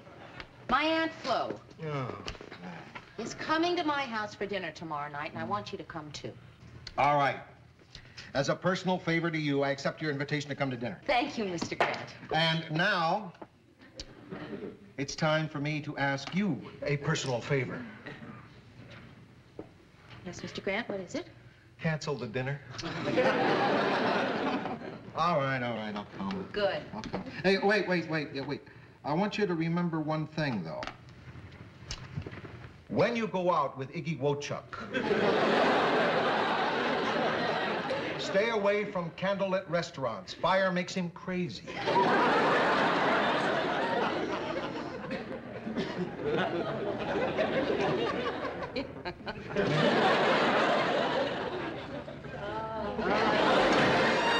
He took criticism well. I like that. You could look him smack in the eye and say, Sir Winston, your painting stinks.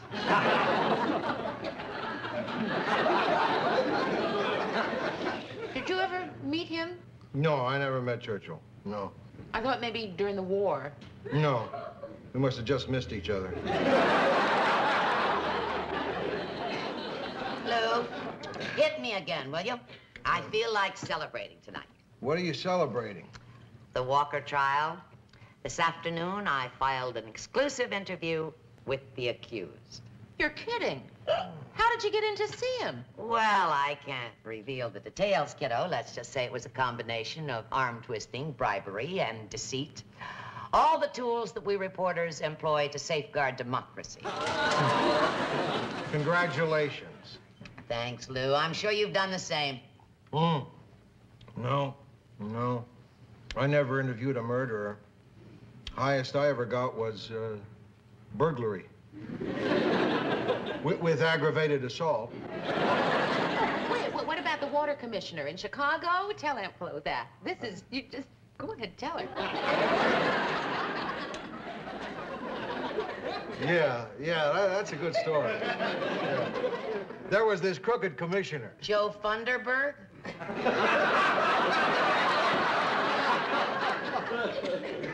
Yeah. How did you know? I sent his boss to prison. I almost got killed collecting the evidence. I had to crawl a half a mile through a sewer pipe to escape. Oh, but it was worth it. He was a tough cookie, wasn't he, Lou? Yeah, it sure was. Well, I interrupted you. What was your story? No story. Oh, come on. No story. Dull story. Come on, Mr. Grant. No story. Mr. Grant was with the Detroit Free Press. That was a great paper, wasn't it, Mr. Grant? Great paper. Oh, you don't have to sell me. I turned down a chance to be their managing editor. I've always wondered if I made the right choice. Managing editor? Yeah, so believe me, I know it's a great paper. Fair paper. But in this business, you have to move right along. Life is too short to get stuck behind a desk. Come on, let's have a real drink. I've had enough. Oh, and you call yourself a newspaper man?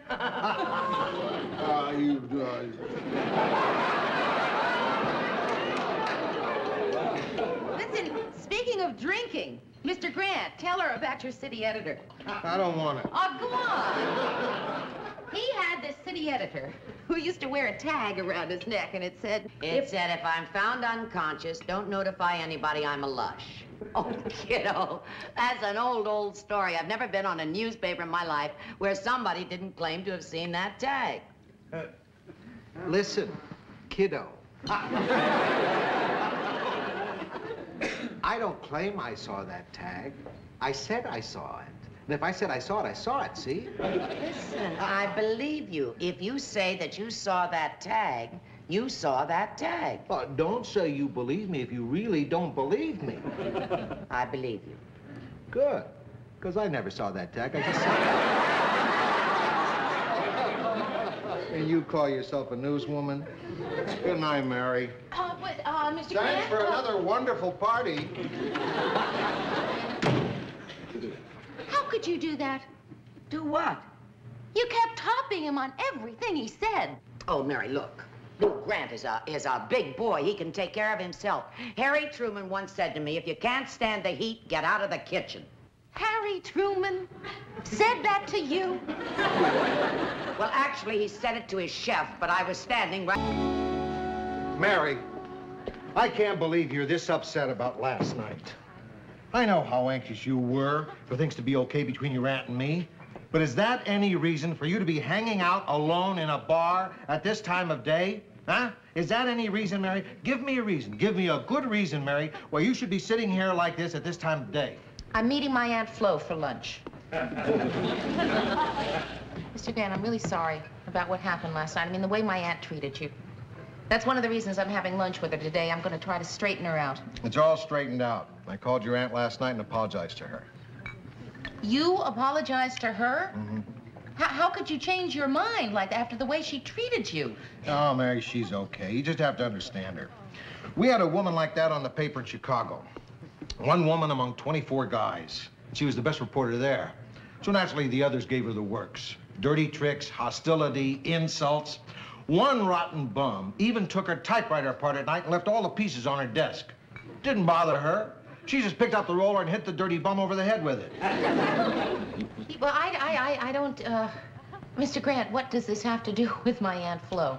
You see, Mary, when your aunt started out, she was a pioneer. All working women were. Pioneers have to be tough. They don't win popularity contests. People like Flo Meredith broke the ground for people like Mary Richards. You see what I mean? Boy, you know something? Sometimes you really surprise me. I mean, you're not what I'd ever call a liberated man, but sometimes, Mr. Grant, wow. Yeah, well. Of course, I'm never really sure about your stories. Not convinced there ever was a woman on the paper in Chicago, or that some jerk took her typewriter apart, or that she batted him over the head with the roller. You want to see the scar? Oh, Mary. Look, I can't stay to lunch. I have to leave town this afternoon. I wanted to say thank you for everything. I'm sorry about the tiff we had. Oh. Well, listen, Aunt Flo, if you can't fight with your family, who can you fight with? Lou, I really had a great time last night. That was a terrific little joint you took me to. You took her to a little joint? When I called her up last night, I invited her for a nightcap. Yes, one nightcap in 6 different places. And you know something? You ought to see this little devil tango. You dance with this little devil? And only once in 3 hours did he let the rose drop from his lips. That was to bite her on the shoulder. Lou, next time I'm in Minneapolis, maybe we can finish up where we left off. It's a date.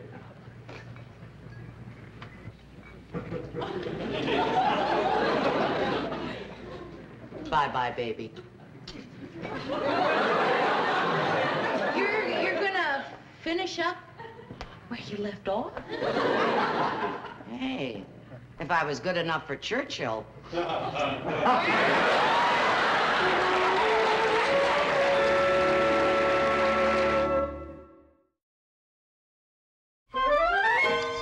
they finally found him guilty, huh? Well, that's hardly a surprise. Hardly.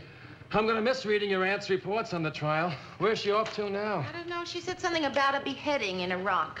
Oh, gee, that's a pretty grim assignment. Oh, well, no, it's not an assignment. It's just something she's always wanted to see. Well, if she thinks I'm going to wait around to give her an interview, she's crazy. You hear that, Mary? Yeah, I got it, Ted. Interview you. She's crazy. She had her chance and she blew it.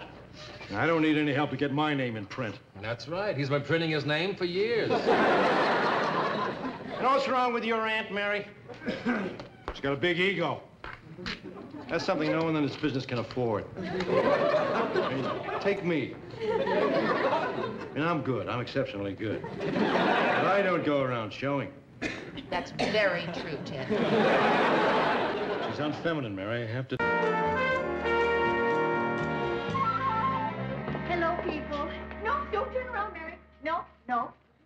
I want you to close your eyes. Now, no arguments. You just close your eyes. It's all right, Sue Ann. She's seen you without makeup before. Oh, Murray. I just hope my mind's still active when I'm your age. Here, close your eyes now. All right.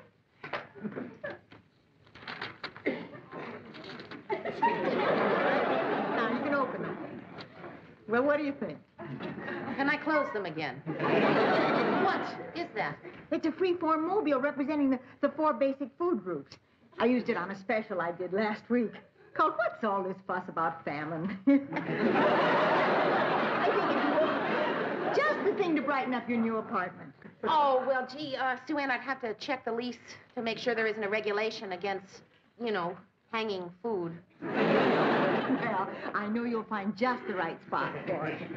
I know. Why don't you put it in your bedroom? You must need something in there to relieve the tedium. Hello, Sue Ann. Hi, guys. Love your ring, Mary. This is Ted Baxter saying happy days are here again. Well, did you make that up, Ted? No, it's from some song. I forget the name of it. What are you so happy about? The circus is in town, and they want me. Oh, terrific, Ted. Do you have to bring your own shovel? So happens they want me to ride at the head of the parade. I'm this year's Grand Marshal. Would have had it last year, except for that big, dumb, stupid basketball player. Does the sports on Channel 8. He made a fool of himself. What happened? Well, he got into the wrong car. He squeezed into the little one with all the clowns and kind of wedged them all in. They had to take the car apart so they could get out. It sort of ruined the effect. Gee, it sounds like the Grand Marshal's job has a history of disaster. Yeah, well, this year they've got me. I rest my case. Nothing can bug me, Murr. Nothing can spoil my day now that I'm going to be Grand Marshal of the circus parade. Forget it, Ted. You aren't.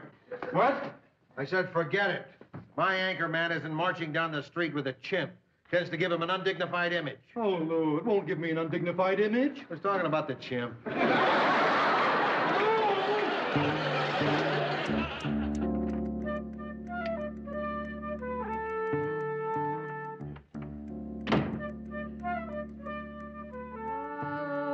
Okay.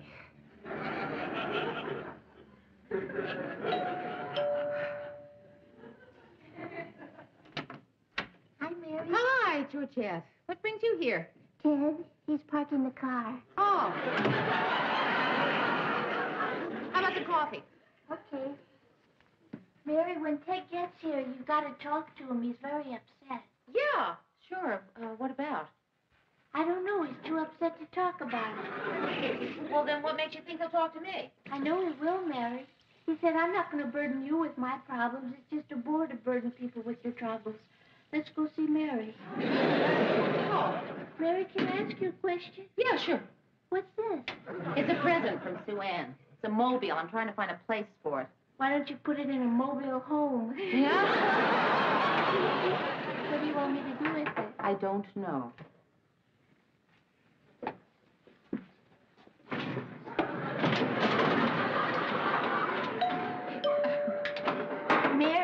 Whatever it is that's bothering Ted, you'll have to worm it out of him. He likes to hide his true feelings. Okay. Hi, Ted. Hi, Mary. Ted, is something wrong? I can never hide anything from you, Mary. All right, I'll tell you. I'm leaving WJM. Leaving? Why? Because I'm not appreciated.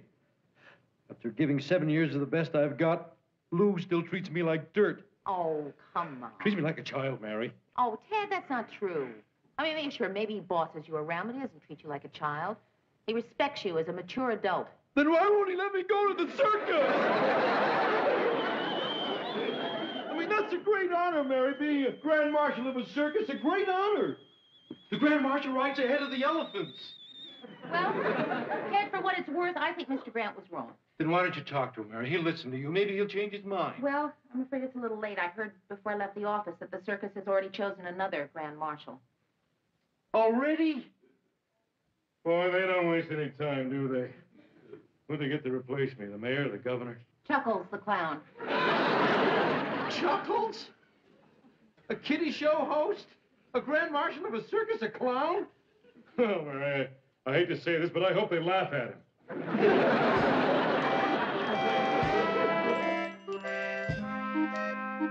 Leaving 28 people condominiumless. Big deal. Now, word from one of our sponsors. What's the matter with him? Oh, he's still angry over Chuckles leading the circus parade today instead of him. And I'll tell you something more, I don't blame him. Oh, come on, Mary. You're going to be reasonable now, aren't you? You're going to be fair and look at both sides of things and see Ted's point of view. I mean it, Mert. You know how close Ted came to quitting his job over this? Not close enough.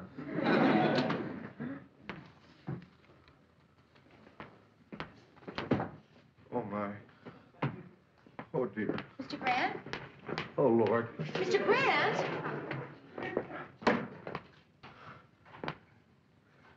Something terrible has happened. What is it, Lou?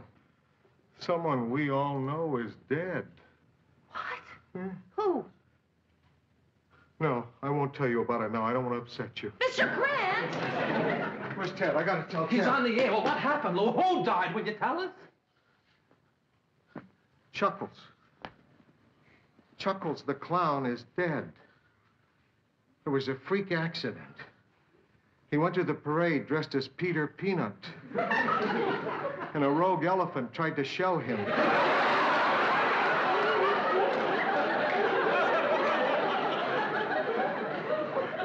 I gotta get this on the air. Before you start working on the formal obituary.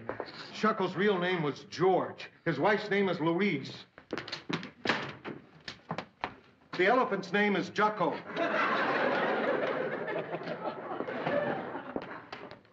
We'll be back right after this commercial.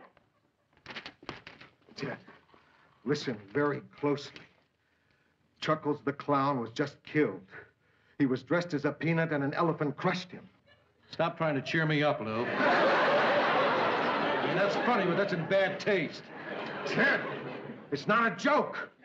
You mean it? Yes. Good Lord. All right, now listen. Murray is working on a formal obituary for tomorrow. You go on now and you'll just have to ad-lib something. What'll I say? I hardly know the man. Well, sure you did. You knew him. You were on his show. Well, it's hard to know a man is chasing around with a rubber chicken. Ted, just say something short and simple and warm. You can do it. We're counting on you. Don't worry, I won't let you down.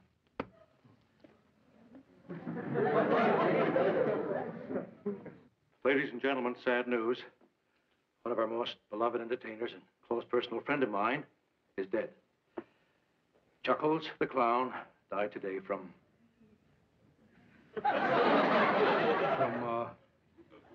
he died a broken man. Chuckles leaves a wife. At least I assume he was married. He didn't seem like the other kind. I don't know his age, but I guess he was probably in his early 60s. It's kind of hard to judge a guy's face, especially when he's wearing big lips and a light bulb for a nose. But he had his whole life in front of him, except for the 60-some-odd years he already lived. I remember Chuckles used to recite a poem at the end of each program. was called the credo of a clown. I'd like to offer it now in his memory. A little song, a little dance, a little seltzer down your pants. That's what it's all about, folks. That's what he stood for. That's what gave his life meaning. Chuckles liked to make people laugh. You know what I like to think? I like to think that somewhere up there tonight, in his honor, a choir of angels is sitting on whoopee cushions. This is Ted Baxter saying good night and good news.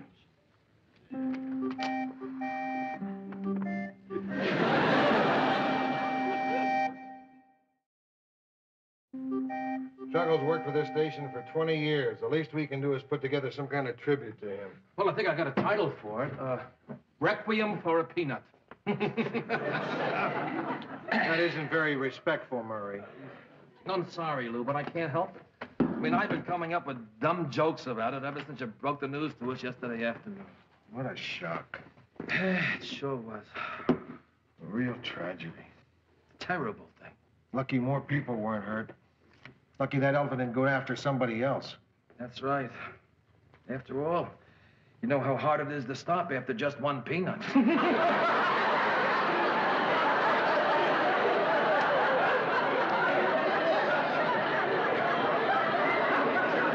That's not funny, Murphy.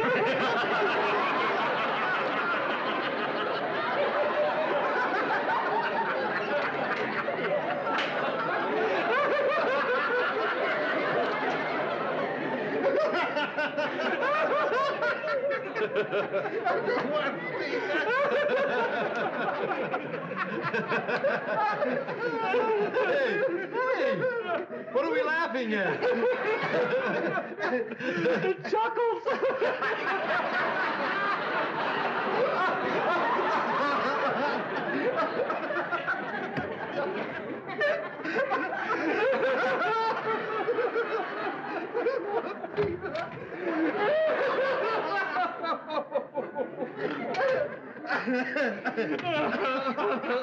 That's not nice. Oh, I know. Lou, why do I say things like that? It's a release, a kind of defense mechanism. Oh, it's like whistling in a graveyard. You laugh at something that scares you. We laugh at death because we know that death will have the last laugh on us. That's very good, Lou. Not only good, it's heavy. Ask not for whom the bell tolls, it tolls for thee. It tolls for thee. It's movingly put, Lou. Why does it toll for me? Because this could have happened to any of us, Ted. Right. Somewhere out there's an elephant with your name on it.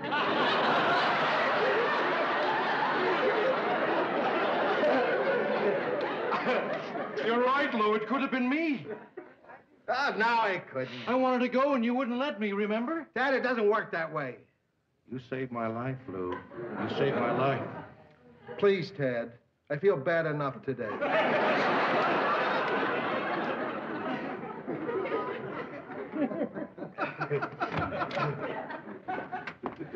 Oh, Ted, my car's being fixed. I wonder, could I ride with you and Georgette to the funeral tomorrow? Sure, the more the merrier. Mary, dear, there's no point in duplicating efforts. I'll do the tribute to Chuckles this afternoon on my show. No, Sue Ann. I'm peeling onions. My eyes will be too puffy for anything else. Sue Ann! Why is everyone being so callous about this? Callous? Well, I'll have you know, dear, that Chuckles and I were very close. I baked the first custard pie he ever sat in. Well, all right, maybe callous is not the word, but the man died. And it seems to me the only people who are showing any reverence around here are Mr. Grant and me. Cut it out, Murray! I can just see the insurance claim. Cause of death, a busted goober. I don't know what you two are laughing at, but I'll take a chance it's dirty. Bert, you're not still making jokes about that. I'm sorry, Mary. It's a release, Mary. People need it to get over a tragedy. Everybody does it. I don't. Now, shall we go over the tribute? Oh, yeah, right. That's a good I idea. took your suggestion, Mr. Grant. I screened some of Chuckles' old shows this morning. Uh-huh. Some of his best-known characters were Mr. Fee-Fi-Fo, Billy Banana, Aunt Yoo-Hoo, and, well, of course, Peter Peanut. Sorry. No, I'm sorry, Mary. Well, that's perfectly all right, Mr. Grant. The tribute was your idea, however, if you think it's funny. No. You're absolutely right. The guy deserves a dignified farewell. Exactly. Okay, I thought what we'd do is show some film of Chuckles at work and then simply the words, as we remember him. Oh, Mary, that's beautiful. Yeah, that's nice, really nice. Yeah, that's a great idea, as we remember him. Who was Aunt Yoo-Hoo? Well, I don't think we'd want to use Aunt Yoo-Hoo. Why not? What did he do as Aunt Yoo-Hoo? Well, no, not much. He just, he put on a dress and screamed, Yoo-Hoo! And then at the end of the show, he'd turn his little back to the camera and bend over, and on his bloomers were written, the end. Maybe they should bury him that way.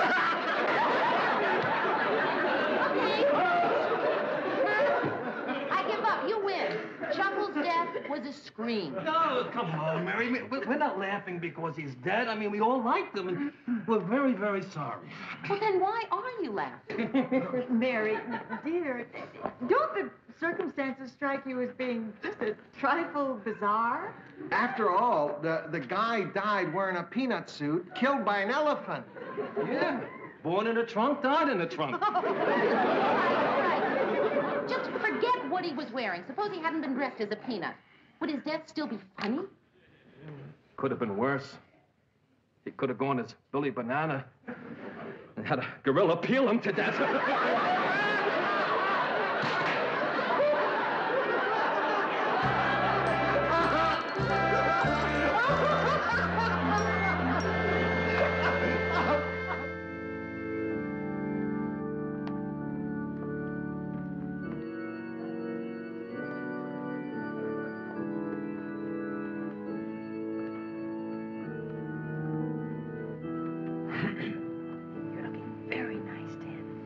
Thanks, Sue Ann.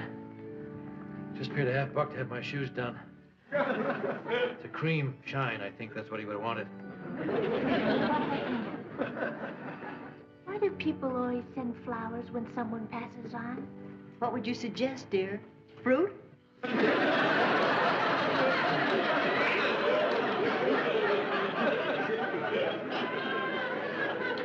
It's so sad. Funerals always come too late.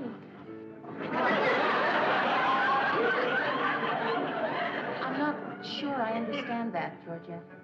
Well, I mean, we take people for granted while they're with us. Then when we're gone, we wish we'd been nicer to them. So we dress in black and cry our eyes out. Why don't we ever think to do that while they're still with us? Good question. I wish I were nice to the Chuckles when I had the chance. I kind of looked down on him, you know, being a clown and all. I was prejudiced against him just because his skin was different colors than mine.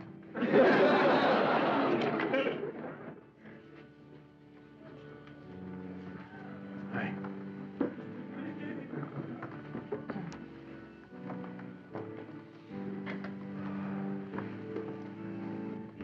How much of a crowd is there? Oh. If this were my funeral, it'd be packed. That's right, Ted. It's just a matter of giving the public what they want.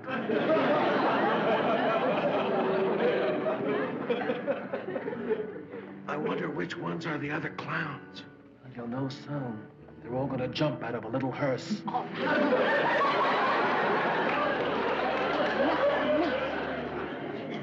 This is a funeral. A man has died. We came here to show respect, not to laugh. I'm sorry, Mary.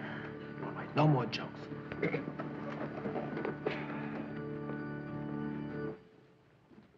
My friends, any man's death diminishes me because I am involved with mankind. Therefore, ask not for whom the bell tolls, it tolls for thee. Hey, Louis stole your poem. Chuckles the Clown brought pleasure to millions. The characters he created will be remembered by children and adults alike. Peter Peanut, Mr. Fee-Fi-Fo, Billy Banana, and my particular favorite, Aunt Yoo-Hoo.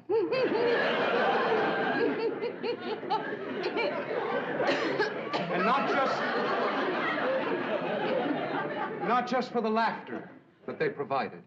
There was always some deeper meaning to whatever Chuckles did.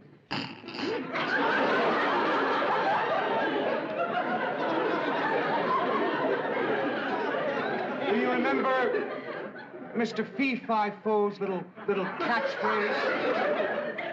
You remember how, when his arch rival, Senor Kaboom, hit him with a giant cucumber and knocked him down? Mr. Fee-Fi-Fo would always pick himself up,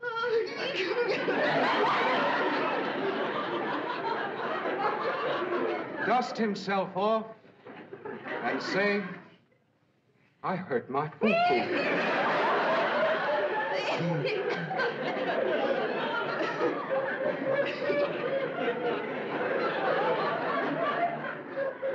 Life's a lot like that. From time to time, we all fall down and hurt our foo-foo. If only we could deal with it as simply and bravely and honestly as Mr. Fee-Fi-Fo. And what did Chuckles ask in return? Not much. In his own words, a little song, a little dance, a little seltzer down your face.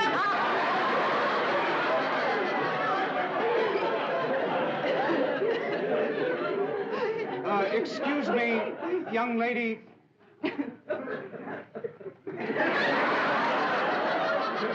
Yes, you. Would you stand up, please? Please, won't you? You feel like laughing, don't you?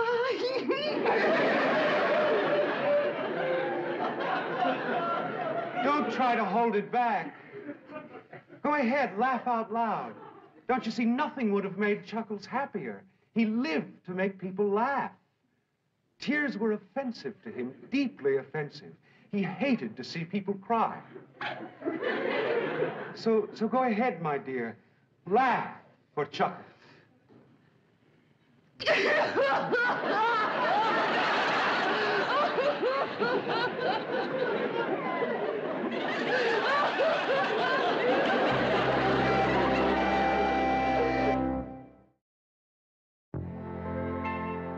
Well, I mean, I just felt like such a fool standing up there like that. Mary, forget about it. Everybody else did. All in all, it was a very nice funeral. All's well that ends well. Coffee will be ready in a minute. You know, it's the sort of funeral I would want. Oh, not me. I want to be cremated and have my ashes thrown on Robert Redford.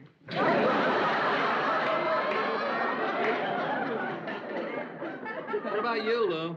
Me? Yeah. I don't want anybody to make a fuss. When I go, I just want to be stood outside in the garbage with my hat on.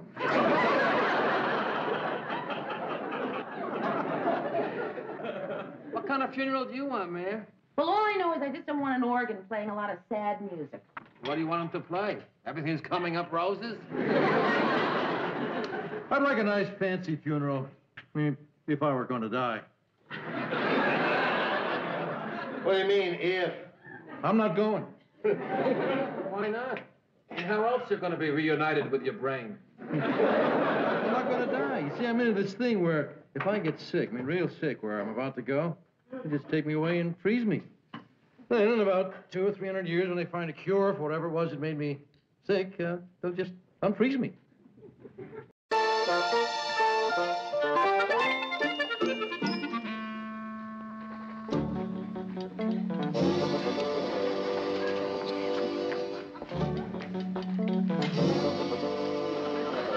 Lou, it's none of my business, but, It's a little early to be drinking scotch, right? Right. But I'm not drinking it. I have a toothache, and a dentist, a man with a degree, instructed me to take some scotch and hold it on my tooth. That is not drinking scotch. This is drinking scotch. Lou, I'm glad I caught you before you left. Wait a minute. I'm not finished. You asked me a question, I'm giving you an answer. Notice the difference now. This is not drinking scotch at 9 o'clock in the morning. See, I'm holding it on my tooth to reduce the pain. How can you do that and talk? I must have swallowed it. I gotta get to the dentist. Lou, I gotta ask you something. Anything you have to ask, ask Mary. Whatever she says goes. When I'm not here, she's in charge. And I'm going to the best dental appointment in my life. Hi. Hiya, Gus. Come on, will you, Ted? Trying to make up my mind. Look, if you want in the football pool, you got to do it now. There are only 2 squares left. Oh, no, please, not the football pool. Guys, I've got work to do. Okay, I'm in. How much? 50 cents apiece. I'll take one. Ted, it's a lousy 50 cents. Go crazy. Take both of them. You're talking a whole dollar, Murr. Only takes 1 square to win. Luck be a lady tonight. Daddy needs a new pair of shoes. Eeny, meeny, miny, mo, William, Trimble, toe. Wire, Limberlock. 3 geese in a flock. 1 flew east, 1 flew west, 1 flew over the cuckoo's nest. My mother told me O-U-T spells flock, you dirty fish rag, you. I'll take this one. It's about time. I only did that to get your goat married. Did I get your goat? Yes, Ted, you got my goat. I got her goat, Murr. Oh, Ted, wait a minute. You got a public service spot. Let me give you the copy. What is it this time? TBVD what? It's the Big Sisters Association for Juvenile Delinquents. Sorry, Mary. I only do diseases. It's a very worthy cause. It's helped a lot of troubled kids. It's not going to kill you to donate a little free time. Oh, yeah? And what are you doing? I don't see you donating any time. I'm producing the spot. Oh, big deal. Big contribution. If you really thought it was worthwhile, you'd be out in the streets helping those kids. Well, Ted, as a matter of fact, I've been thinking seriously about getting a little sister. Thinking seriously, Mary? Yeah. Well, now, I've been thinking seriously about becoming a plastic surgeon so that I can help tattooed people start a new life. You know something? You're right. I'm going to stop talking about it, and I'm going to start doing something about it. I'm going to call the Big Sisters today. You are? Because of what I said, I talked you into it? Yes, Ted? Gee, you have no idea what that means to me. I mean, nobody ever listens to me. Sometimes when I say something in a room, nobody listens. But it's all changed now. You have no idea how good that makes me feel, Murray. What? Nothing. Look, are you really serious about this Big Sister thing? Yeah, why? Well, not that you wouldn't be a good influence on the kids, just that taking in a juvenile delinquent might be a lot to handle. I know. But, Mary, these girls have been around. You don't know what kind of trouble they've been in. I mean, some of these girls may have dated heavily. What are you trying to say? That I haven't lived enough? That I'm too naive to be a big sister? Well, let's face it, Mary. You are not what I would call an experienced woman. Murray, you have no idea how experienced or inexperienced I am. I mean, sure, true, I'm not what you'd call a wild woman, but I'm hardly innocent. I've been around. Well, all right, I might not have been around, but I've been nearby. Okay, Mary.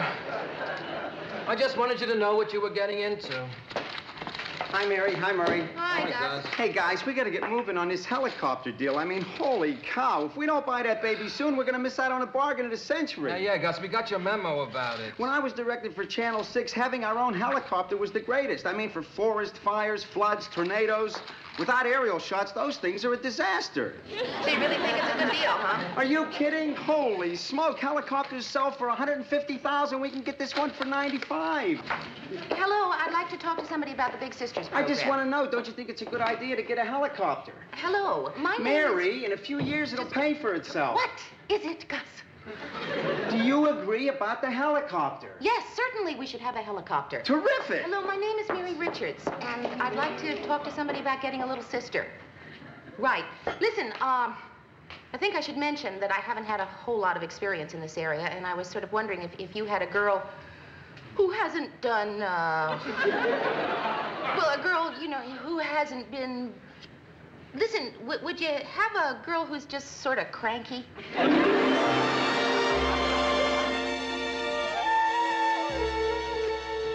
Murray, I have the greatest news in the world. I have just been nominated Twin Cities TV Woman of the Year. What year? I have to send them a resume, and I was hoping someone would type it for me. Oh, come on, Sue Ann, you can type. Oh, I know, but it's so difficult with these fantastically long nails. Gee, I always thought they were retractable. I don't suppose you could help me. Oh, come on, Sue Ann, I have to get this story finished. Oh, at least look it over, couldn't you? I mean, after all, you're a writer. You have a way with words. You have such a facile command of the language. You really know how to sling it. Let's see. Celebrity chairman of the Junior Red Cross, volunteered 120 hours to the Baptist Youth Fellowship. Hey, I didn't know you did that. Neither did the Baptists. Let's see, what other unselfish things have I done to aid mankind? Did you include the time the Shriners were in town?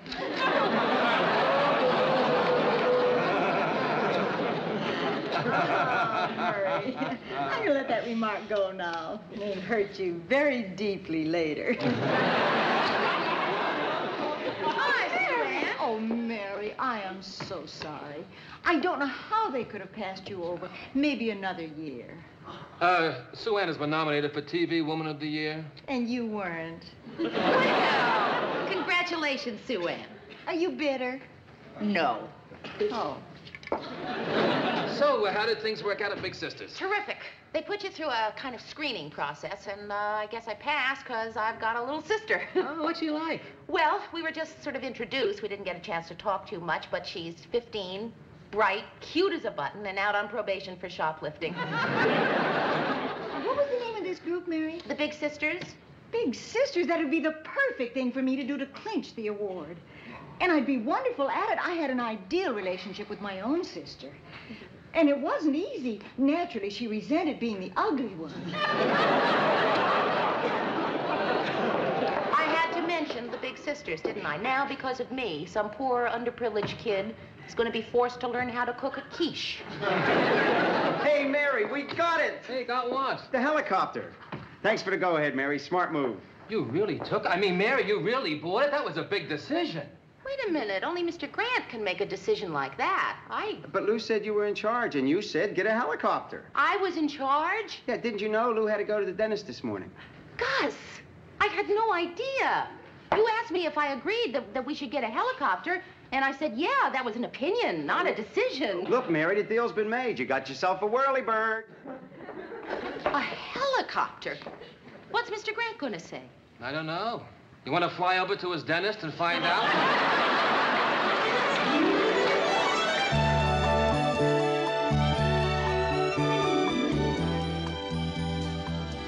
I really love what you're doing to your new apartment, Mary, but it's funny. The last time I was here, the ceiling seemed higher.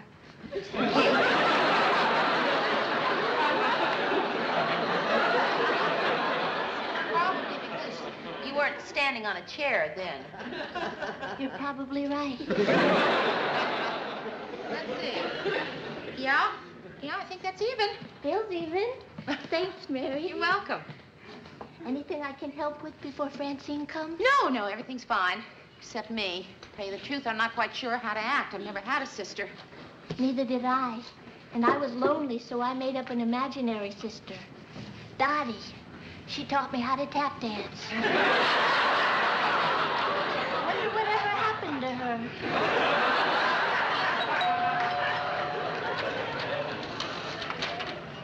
Francie, hi. Come on in. Francie, this is Georgette Franklin. This is Francie Stevens. Hi. Hi. Nice to meet you. Well, I guess I better be going now. Well, no, hey, don't rush off.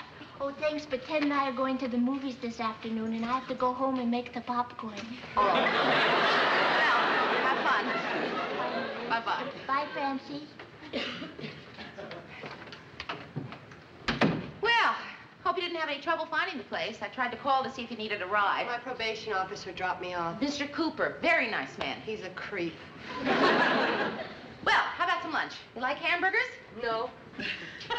Well, can I fix you something else? Let's see, I've got tuna fish, chicken salad, and I got frozen pizza. Got any grass?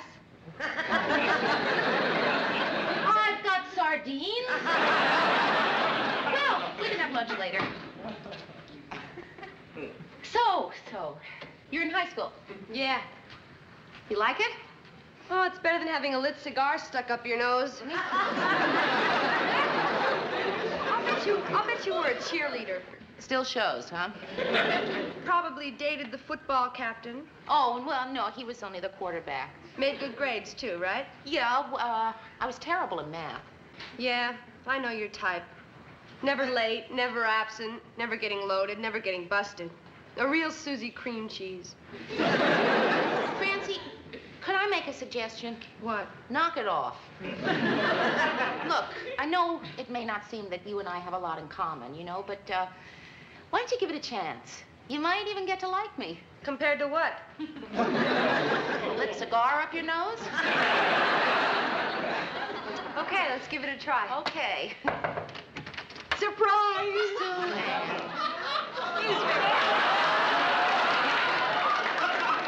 I have a little sister, too. And mine's black. She's very quick, isn't she? This is Celestine Watkins. Hi, Celestine. I'm Mary Richards, and this is Francie Stevens. Hi. Oh, you girls should have a lot in common. She's a delinquent, too.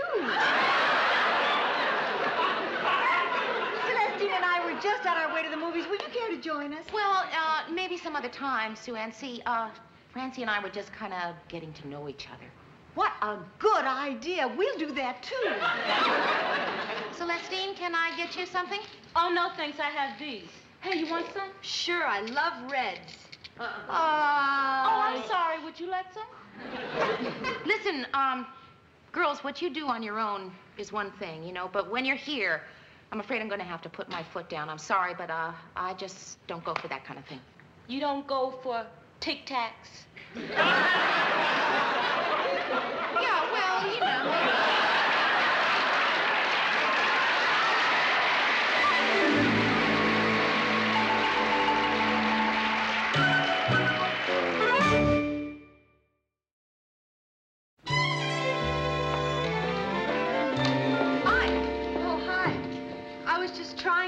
You a thank you note for letting me hang out here for the last few days. Listen, I'm just sorry I didn't get a chance to spend more time with you, but what with my boss out with a sick tooth and everything, I've really had my hands full. Hey, Mayor, did you hear? I won the pool.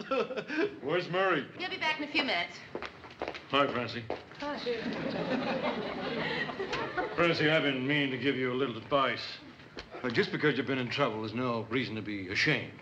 And everybody deserves a second chance, so make the most of it. Because it may not seem like it now, but there are wonderful years ahead. For example, just think, in 3 or 4 years, you'll be old enough to date me. I'll try and remember that, Mr. Baxter. Good. I'll see you tonight at 7:30, right, Mary? Right, see you then. Okay, bye-bye. Bye. Hey, I was just looking at your helicopter, Mary. Gus, will you please not call it my helicopter? They said they were going to bring it over later this afternoon. Where do you want to keep it? I don't know. Can it just hover? Hey, Murray. Murray, where's my money? In my top left-hand drawer, Ted. Was that camera left or real left? Left, Ted.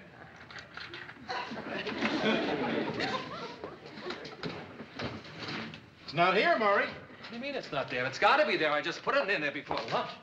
It's not there. Somebody stole my money. Oh, Ted, that's ridiculous. Oh. Oh, I know what you're thinking. Well, you're just wrong. Francie doesn't steal money from desks. She happens to be a shoplifter.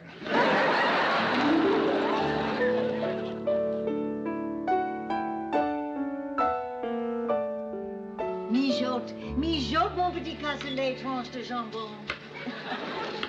If you speak French to food, it tries harder. Would you like to say something? I don't think so. Salad looks bad, Mary. How can it look bad, Sue Ann? Everything's fresh. Mary. Mary, naive. Out of it, Mary. Bad is a hip way of saying good. Everybody knows that. Well, for instance, if I like that outfit, I'd say those threads are bad. Get it? Sure. Sue Ann, your show is really bad. Thank you, Mary. That's very sweet of you. Oh, Celestine and I are having such fun together. Last night we went to a double feature. Shaft and Superfly. Oh, it was wonderful watching them stick it to the honkies. It's just too bad that Francie isn't sharing some of her cultural and social upbringing with you. Oh, silly me, but of course she is. She stole Ted's money. Sue Ann, you don't know that. Well, Mary, just because you blew it with Francie, you don't have to take it out on I me. didn't blow it with Francie. I'm just trying to figure how I'm going to ask her about the money. Well, you don't have to worry about it. I know the perfect way to ease into it. No, Sue Ann, please. It's between Francie and me. I Now, really don't... Nonsense, Mary. Let me help you. They always relate better to people closer to their own age.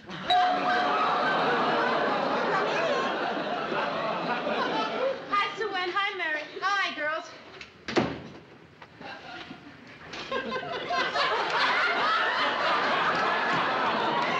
Okay, everybody, on top. Smells wonderful. What are we having? Soul food, collard greens, black-eyed peas, and ham hocks. And a béarnaise sauce that makes the whole thing palatable. Say, I have an idea. While we're having our salad, why don't we play a marvelous game I know? It's called I Confess. Sue Ann, I really don't think... The object of the game is to tell something that we've done that we now regret. Who'd like to go first? Celestine. Well, okay. I lied to you. We see, this is just the kind of thing we're after. Now, what was the lie? Well, I lied to you when I said that the kids thought that your show was the hippest thing since Soul Train. Well, that's all right, dear. I don't mind. We all boogie to a different drummer. Oh, I love being a big sister. All right, Mary, it's your turn. I don't want to play. Oh, Mary. Come on, just tell something that you did that you now regret. Okay. I bought a helicopter without knowing it. That was dumb, Mary. Thank you. Now it's your turn, Sue Ann. All righty. Well, I guess it's no secret that I was a child prodigy. I was reading cookbooks at 2 and started pickling at 6. When I was 12, I was quite heavily into sauces. By my 13th birthday, I wanted to bake my first walnut cake. But we didn't have any walnuts. So I went down to Mr. Mack's grocery store, and I stole a whole bag of them. Oh, the next day I was so ashamed, I went back to confess. But it was too late. Mr. Mack had died during the night. And I just know it was God's way of punishing me for taking those walnuts. Now, Francie, dear, it's your turn. I don't want to play. I think it's a stupid game. All right, dear, then why don't we just chat? Francie, did you steal the money out of Murray's desk? Sue Ann! Well, how else are you going to find out? She wouldn't play the game. Francie, I'm sorry about this stupid game. I really am. Look, the thing is, some money was taken out of Murray's desk, and I want you to know that I don't believe that you took it. Mary, I mean, sure, a lot of people figure that because a kid's been in trouble once before, she'll be in trouble again, and I just want you to know I set them straight. I mean, what are big sisters for, huh?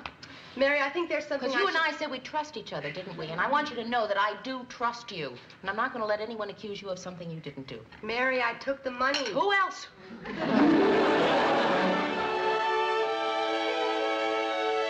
Well, do I call the fuzz or not? No, Ted. Francie gave me the money. Here it is. Yeah, $50. So, she stole it, huh?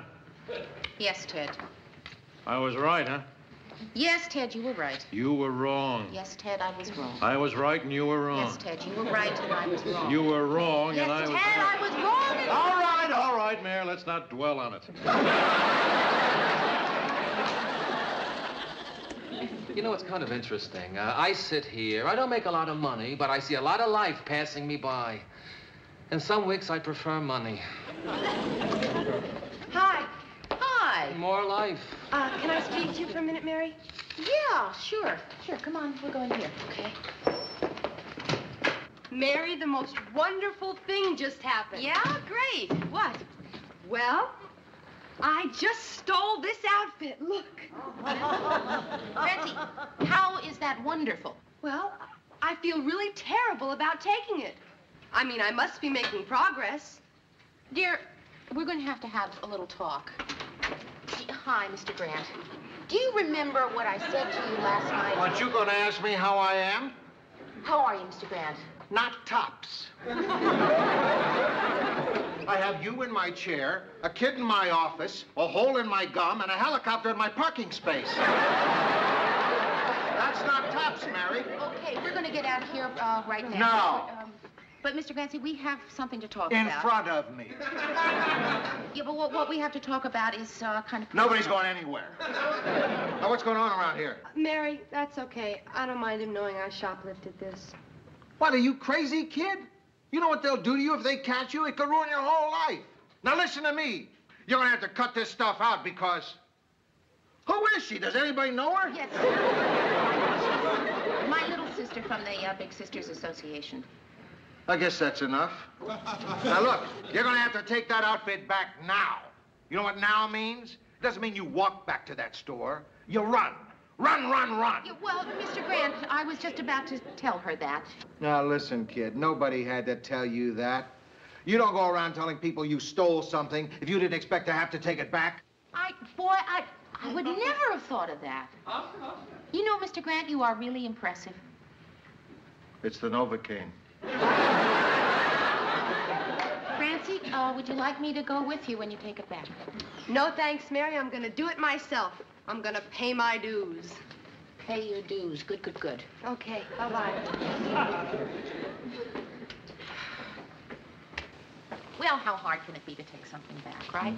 You just walk in and say, I'm sorry, I made a mistake. I don't need this. I don't want this. Please take it back.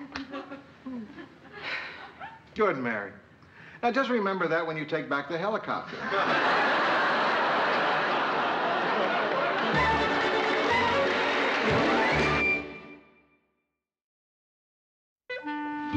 You see this hole in my gum? This hole cost me $200. And another 40 for the liquor. It must have been martinis. I think you got an olive stuck in there. That's great. Bye-bye. Oh, what a relief. They took the outfit back. They're not going to press charges, and Francie feels fine. And we have peace in our time.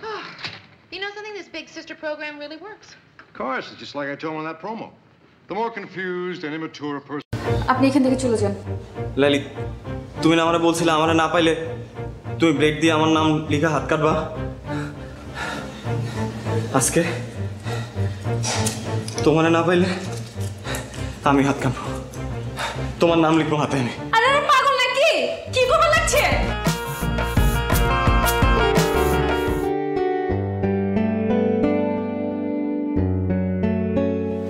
লালিত তোমার সাথে একটু কথা ছিল আপনার সাথে কোনো কথা বলবেন না হাই লালি লালি প্লিজ এক মিনিট আপনি বুঝতেছেন না কেন ভাইয়া বলছি না ও কথা বলবে না। 2 দিন পর ওর বিয়ে, ওর মতো থাকতে দেন। লাইলি, আমার ভুল হয়েছে, আমি আমার ভুল বুঝতে পারছি। দেখো গত কয়েকদিন ধরে আমি কিচ্ছু করতে পারছি না, না পারতেছি ঘুমাইতে, না পারতেছি কিছু করতে। আমি তোমার সাথে অনেকবার দেখা করতে চাইছি, আমি পারি নাই, আমাকে দেখা করতে দেয়া হয় নাই। আমি তোমাকে ভালোবাসি লাইলি। আপনি হাতে আমার ভালোবাসেন? নিজের থেকেও বেশি। তাহলে আমি যা কমু তা শুনবেন? অবশ্যই। কি করতে হবে বলো? আপনি আমার পিছন পিছন ঘোরা বন্ধ করে দেবেন। লাইলি, কি বলতেছে এসব? আপনি তো আমারে কইছেন আমি আমার ইজ্জত খোয়াইছি, লগে আমার পরিবারের ইজ্জতও খোয়াইছি। আমার আব্বাই ছেলে পক্ষের কথা দিয়ে দিচ্ছে। আব্বারে তো আর ছোট করুন না, নিজেরে যথেষ্ট ছোট করছি। আব্বার ইজ্জতে কোনো দাগ দেব না।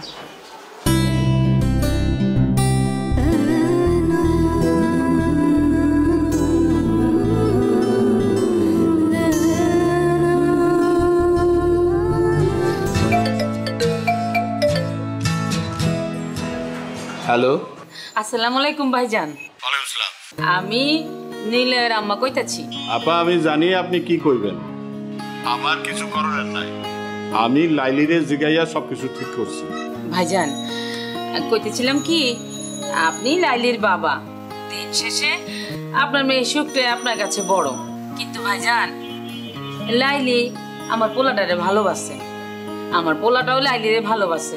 কিন্তু আপনি যদি লাইলির অন্যখানে বিয়া শাদী দিয়ে দেন, তাইলে তো ওরা কেউই সুখী হইব না।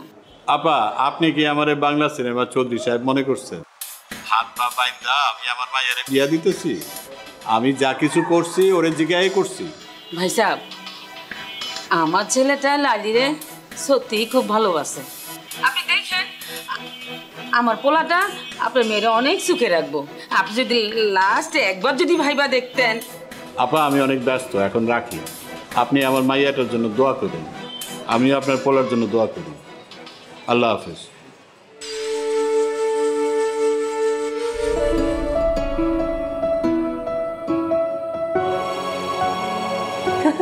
দেখ লাইলির আজ কি সুন্দর লাগতেছে। হ্যাঁ, বহুত সুন্দর লাগতেছে, সাইটাগুলো মানাইছে।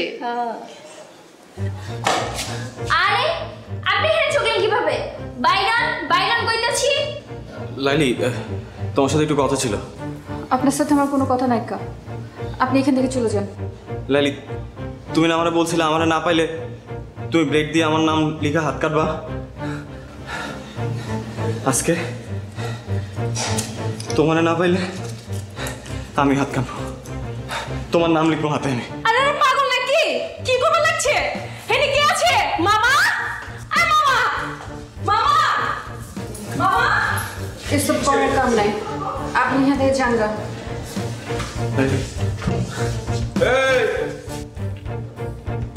এই চাংরাফলা, এত ড্রামা শুরু করছো কে? পুলিশ ডাকো। আপনি যারে খুশি তারে ডাকেন মামা, আমি লাইলির সাথে বাঁচবো না। তখন তো খুব কইছিলা লাইলি একটা নাটক বাজ, ওই খালি নাটক করে বেড়ায়। হ্যাঁ, ওর লগে মজা লওয়া যায়, ওর লগে প্রেম করা যায় না, আর বিয়া করুম না। আরে এখন কইতাছো ওরা ছাড়া আমি বাঁচুম না? না, হ্যাঁ, এসব নাটক বন্ধ করো। আমার বিশ্বাস করেন, আমি কোনো মজা নিতে আসি নাই। আমি সত্যি সত্যি লাইলি তোমার নাম লিখবো, এবং ব্লেড দিয়ে না, সত্যি রক্ত জলের নাম লিখবো। লাইলে, তুই রাজি হয়ে যা। না ছেলেটা এরকম পাগলামি করতেছে, আমার কাইটা লাগবো। এমনি কিন্তু ছেলেটা ভালো আছে, তুই রাজি হইলে সবকিছু ঠিকঠাক হয়ে যাবো।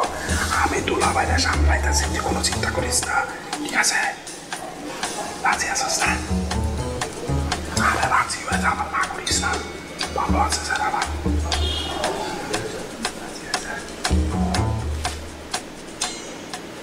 লাইলি, আমি দিলাম কিন্তু, দিলাম কিন্তু। কি হয়েছে? এত গন্ডগোল কেন? দুলাভাই, নাম তো লাইলি, বুঝছেন? আরে পছন্দ করে, আরো আমার লেগে নিলয় এলাকার ছেলে, ও আমার ওরে পছন্দ করে। কি কইলি? দুইজন পছন্দ করে দুলাভাই। দুলাভাই, আপনি যদি সম্মতি দিতেন তাহলে ওকে বিয়াটা করা দিতে পারতাম। চুপ কর। তুই কি চাস? ও বুঝছি। ভাই আপনি রাজি হয়ে যান, সমস্যা নাই। বুঝেন না কেন দুজনে তো দুজন পছন্দ করে, বুঝছেন না? যদি ভাইয়াটাই যায় তাহলে তো আমার সমস্যা, মহল্লায় চেহারা দেওয়া কেমনে?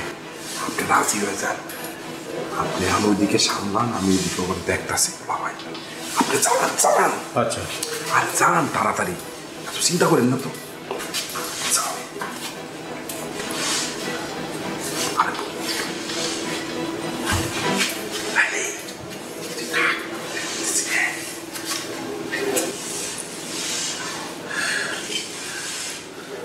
হ্যাঁ কও, নাহলে কিন্তু কাটমু। হ্যাঁ কও। সমস্যা কি তোমার? শেষ পর্যন্ত তুমি ঘুড়ি মাস্টার ব্লেড লাইলির কাছে ধরা পড়লা। হ্যাঁ, ঘুড়ি মাস্টার ব্লেড লাইলির কাছে হাইরে গেছে।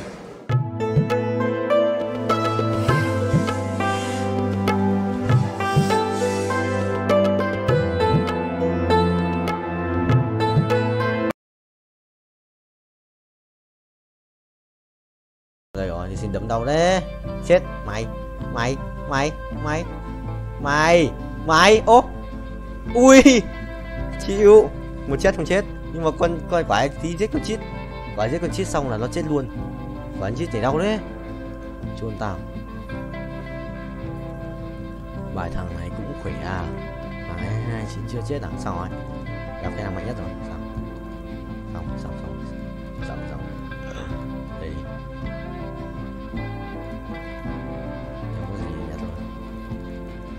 Bài phun rồi nhà xét cơ, đâu có xét.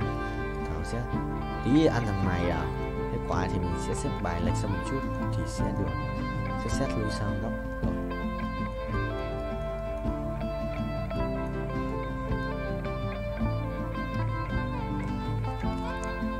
Chuẩn không vậy. 700 củ anh sẽ revert phát nữa. Còn thiếu 6 củ để revert lên 660 à? Anh cũng có revert lên 10. 400 vòng rồi này. Ông phải qua kỷ lục 430 quay không? 435 nhỉ?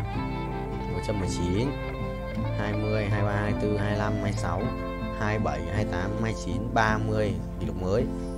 Đi record. Rồi 233 kỷ lục mới, qua kỷ lục mới tận 3 lap. Ê, thua lại.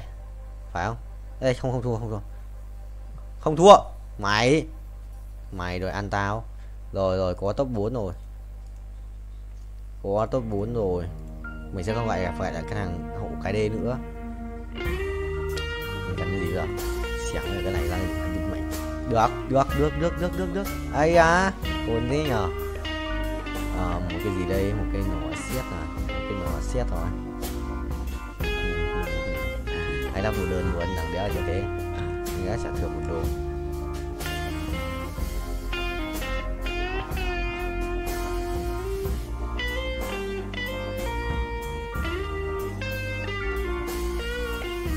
Cây đăng phép hả?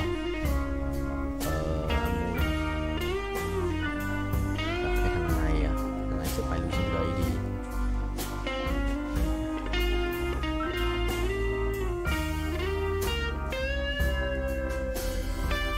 Đây, xong. Bế, xua thầy. Cái lô bên kia. Xếp bài láo hả? Phải bay nhanh như ngựa ấy. Thầy xếp bài láo thì nó mới phù hợp. Ok, sự là phù hợp ấy. Không phù hợp rồi. À sắp đi rồi, sao át đứng đây chết nhở? Ê thằng khỏe đấy. Đừng quăng át nữa, làm ơn. Thua rồi.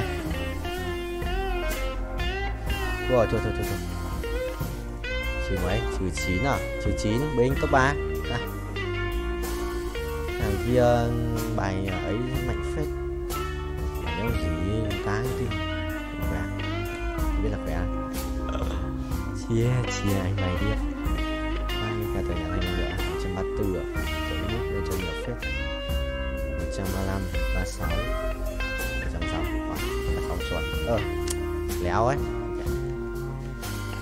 Mày tích lẻ. Sắp 1 tiếng rồi. Hàng kia khởi động một mới à? Chẳng không.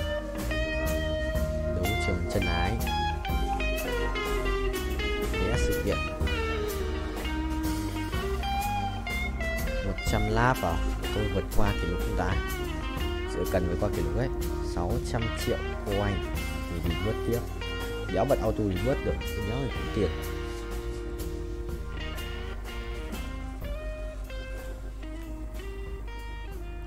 Bài chọn ông thầy ơi. Uống nước này 200 lap.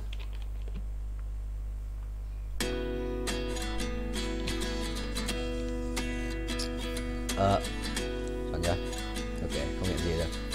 ঠিক আছে।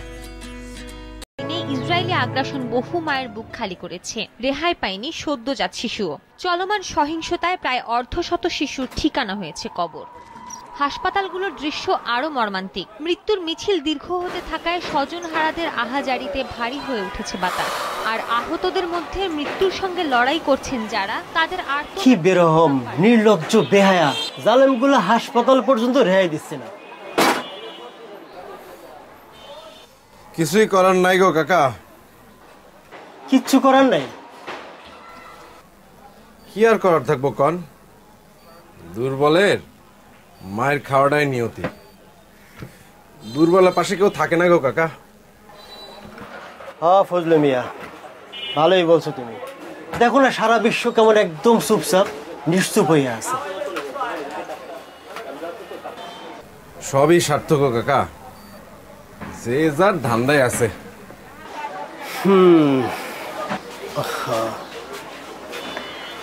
9, 10, 11, 12 মোট 12টা আছে না? বিকালের মধ্যে পাবো তো? সন্ধ্যার দিকে আসেন। লেট করেন না কিন্তু। আচ্ছা ঠিক আছে, লেট হইব না। নতুন নাকি? আসসালামু আলাইকুম।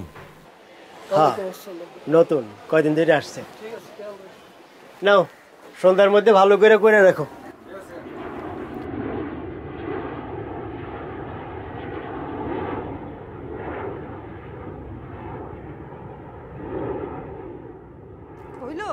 হ্যাঁ তাড়াতাড়ি আসো, বসে আছে তোমার জন্য। আইতেছি। কি রে বাপ, খিদা লাগলে খায়া ফেলবি, আমার লাগে বয়া থাকবি না। কত কথা শুনে।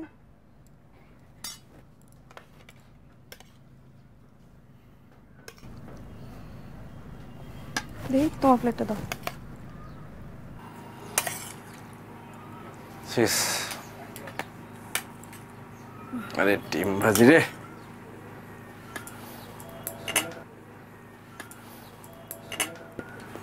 তুমি নিলে না? আমি পরে খাবো। পরে আর কি খাবা? আমি সবজি দিয়ে খাবো না, আমি ডিম দিয়ে খাবো। কেন বাপ, সবজি খাবি না কেন? সবজি না খাইলে বড় হবি না, বুদ্ধি হইব না। হ্যাঁ কর, মুখ খুলে না দেখছো? আর স্কুলে ভর্তি করাই দেওয়া দরকার না? হ্যাঁ দেওয়া তো দরকার। তো মাত্র ঢাকা শহরে এলাম, স্কুলে ভর্তি করালে তো একটু টাকা পয়সা খরচ হবো, টাকা পয়সা জোগাড় যন্ত্র করতে হবে না? সামনে একটা স্কুল আছে, আমি গেছিলাম।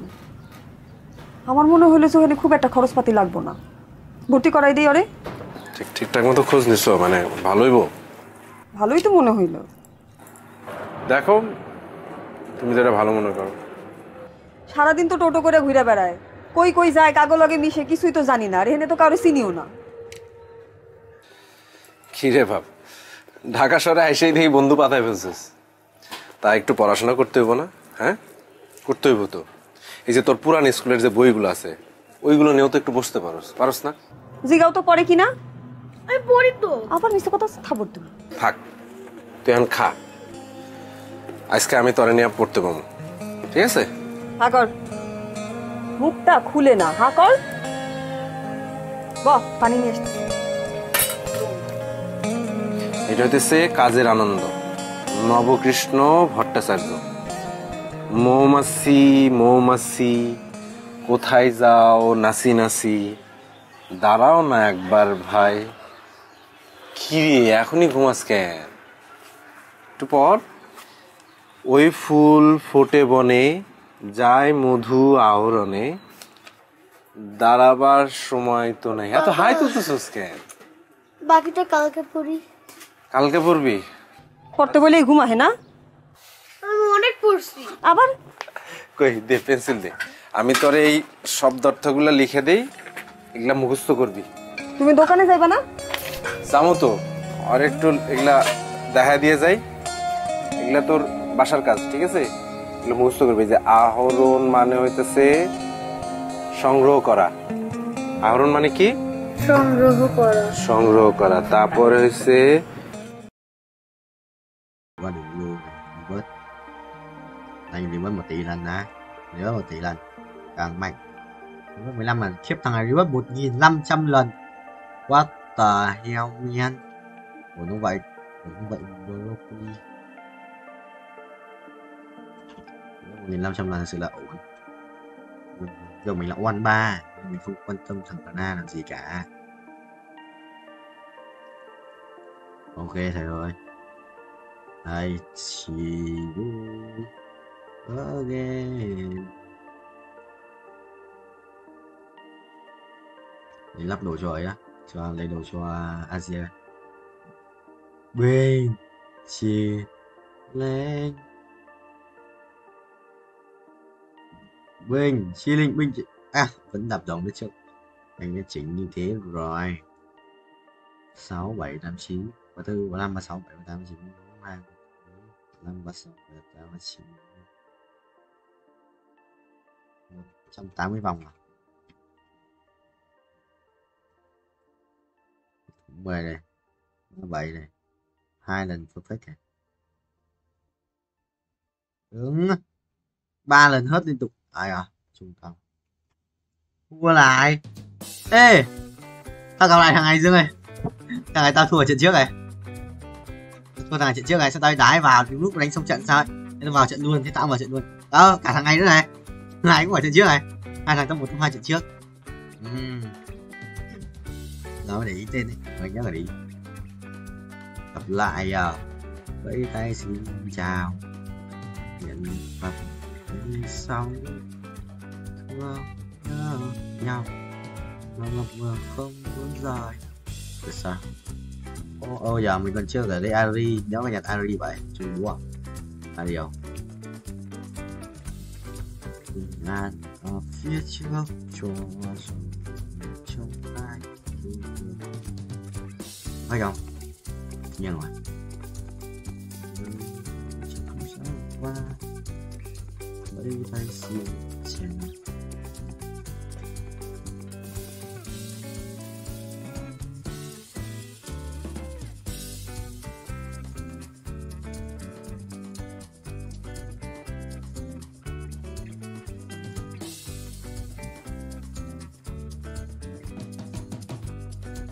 Mày đi đâu chôn à?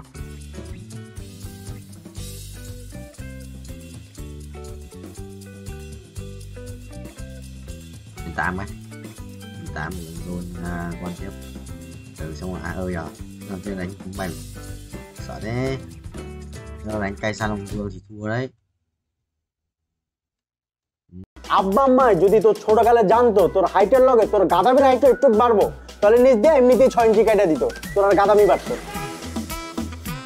শুন আব্বা আম্মা যা বলে তা কর বিয়েটা কর আর আমার রাস্তাটা একটু ক্লিয়ারটা কর ও আমি তোমার পথের কাটা না তোরা কেউ চাস না যে আমি পড়াশোনা করে এই নিজের পায়ে দাঁড়াই তুই তো নিজের পায়ে দাঁড়াস নাই তুই তো আমার কাঁধের উপর ভর করে দাঁড়ায় আছিস এই আসো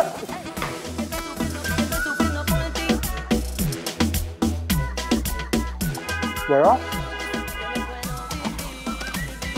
এই কি তোরা সকালবেলা এরকম কাঁদতেছিস কেন আব্বাও কাঁদতেছে আম্মাও কাঁদতেছে কিছু আম্মা কি সকালবেলা কি সিরিয়াল দেখা শুরু করছে তাহলে কিছু চুরি হয়েছে বাসায় কেউ মারা গেছে কেউ কি মরার আগে হসপিটালে অ্যাডমিট হয়েছে তাহলে কি হয়েছে সবাই এরকম আয়োজন করে কাঁদতেছে কেন বাবা মা বলতেছে আমার নাকি পড়াশোনার দরকার নাই ধান থাকলে নাকি ধানের মাঝে চিটাও থাকে, আমি নাকি চিটা। হ্যাঁ তোর তো ঠিকই বলছে। আর তুই কখনো দেখছো আব্বা আম্মা পোলাপানের সাথে মিথ্যা কথা বলে? ভাই কি ওই কথা কইছে? কইছে আমার 1 মাসের মধ্যে বিয়ে করা লাগবে, বিয়ে করে 9 মাসের মধ্যে বাচ্চা পয়দা দেওয়া লাগবে। মাত্র 9 মাস টাইম দিছে? তুই তো নির্ঘাত ফেল করবি। মানে তোর যে পড়াশোনার কন্ডিশন, তুই 9 মাসের সাথে তোর আরো মিনিমাম 4 মাস টাইম দেওয়া লাগবে, তারপর যদি 12। আচ্ছা দোকানদাররা অবশ্য নতুন যারা বিয়ে করে তাকে চেয়ার দিকে তাকায় থাকে 2 পয়সা ইনকামের জন্য, তোর দিয়ে সেটাও হবে না। তুই চিন্তা বাদ। হ্যাঁ বল। তুইও কি? আমি আগে সন্দেহ করছিলাম তুই আমার মায়ের পেটের ভাই না। মায়ের পেটের ভাই হলে তুই এরকম করে কথা বলতে পারতি না। তোর আমার না কোনো মিল নাই, না আছে স্বভাবের মিল, না আছে চরিত্রের মিল, না আছে তোর এই যে চেহারার মিল, গায়ের কালারের মিল, কোনো কিছু মিল নাই। বাইক যা শোন, আব্বা আম্মা যদি তোর ছোটকালে জানতো তোর হাইটের লগে তোর গাদামির হাইটটা একটু বাড়বো, তাহলে নিজ দিয়ে এমনিতেই 6 ইঞ্চি কেটে দিত, তোর আর গাদামি বাড়তো। শোন, আব্বা আম্মা যা বলে তা কর, বিয়েটা কর, আর আমার রাস্তাটা একটু ক্লিয়ারটা কর। ও আমি তোমার পথের কাটা না, আমি তোমার জীবনের বাধা। তোরা কেউ আমার ভালো চাস না, তোরা কেউ চাস না যে আমি পড়াশোনা করে এই নিজের পায়ে দাঁড়াই। তুই তো নিজের পায়ে দাঁড়াস নাই, তুই তো আমার কাঁধের উপর ভর করে দাঁড়ায় আসছিস। শোন, আমি তোর ছোট হিসেবে চাই তুই আব্বা আম্মার কথাটা শোন, তুই 1 মাসের মধ্যে বিয়েটা কর, আমি কবজি ডুবায়া তোর বিয়ার কাচ্চি খাবো, বুঝছস? এই আসো।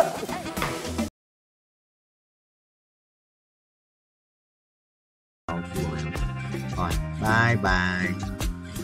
Nhà đi đâu qua. Rồi, phải đùa của bye. Dùng tiền 36 phải dùng 80 triệu. 88 80 để quay 10 lần của chiến sĩ sinh hoạt chưa? Của đây sinh căng ấy. Của 37 ca lớn rồi đấy. Người thua tận lại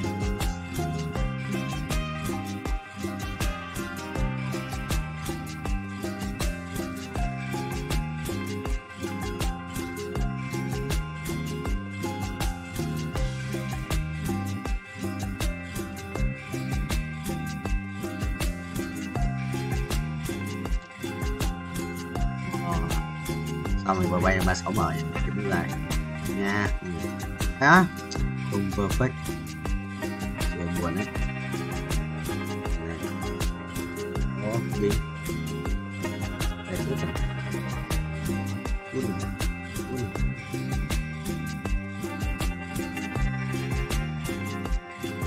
Chít này. Mua xong đấu à?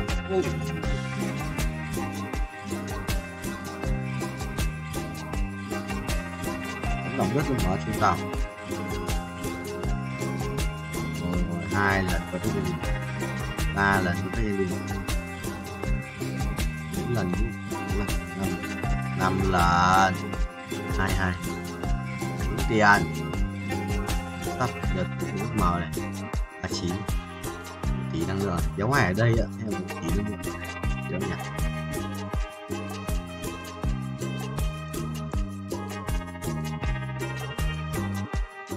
Có cái gì chỉ là nói nha. Tí năng lượng mà nó nên nhớ lượng vai cái kiếm uy lực.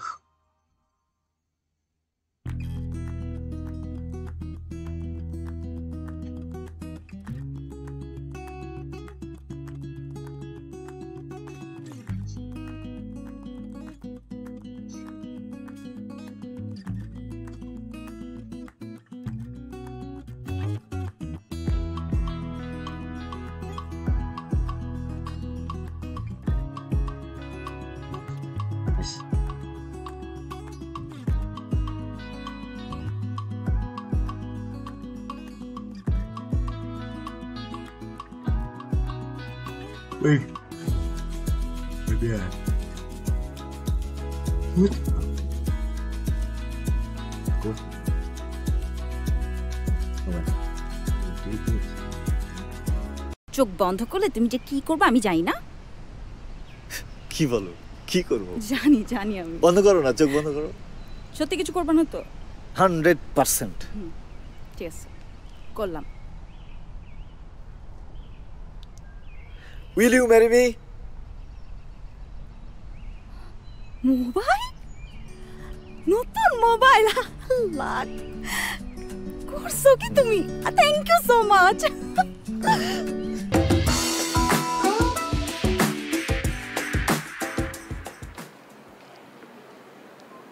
কে? Sir, courier. দাঁড়াও।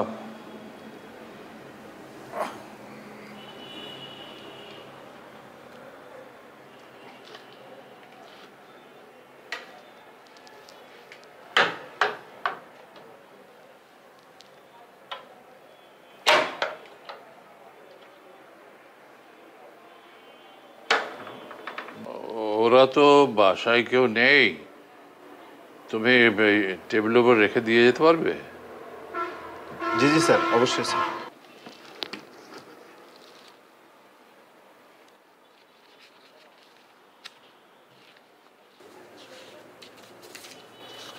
Sir receipt, sir সই লাগবে sir একটা।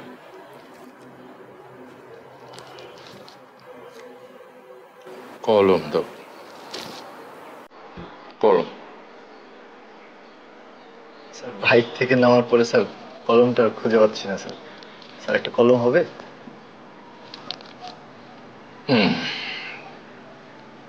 দাঁড়াও। জি।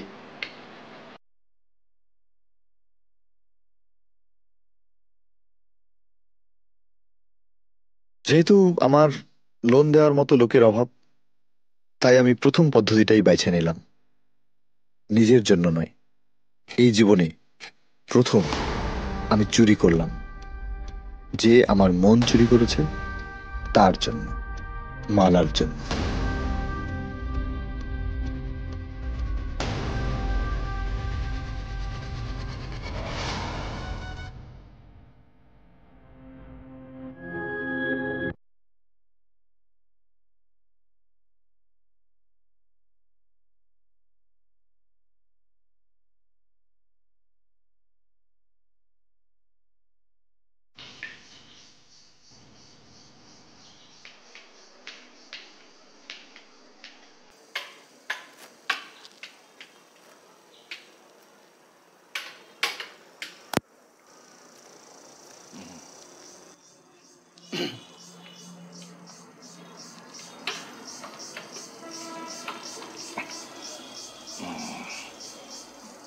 ঠিকানাটা কি আছে ওখানে?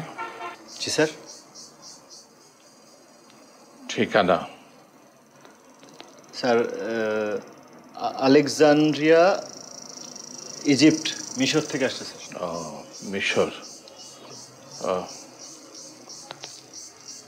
মিশর তো দারুণ একটা জায়গা, বিশেষ করে অ্যান্টিক্সের জন্য।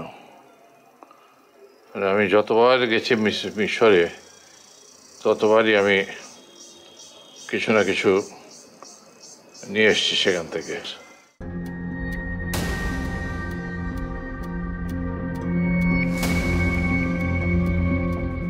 স্যার আজকে আসি স্যার। হ্যাঁ আজকে আসি স্যার, একটা ডেলিভারি আছে তো। আচ্ছা এসো।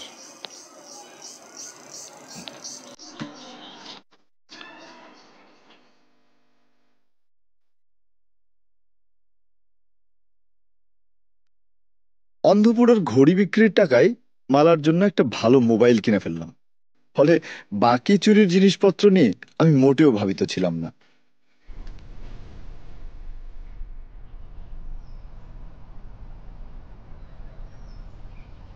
মালা,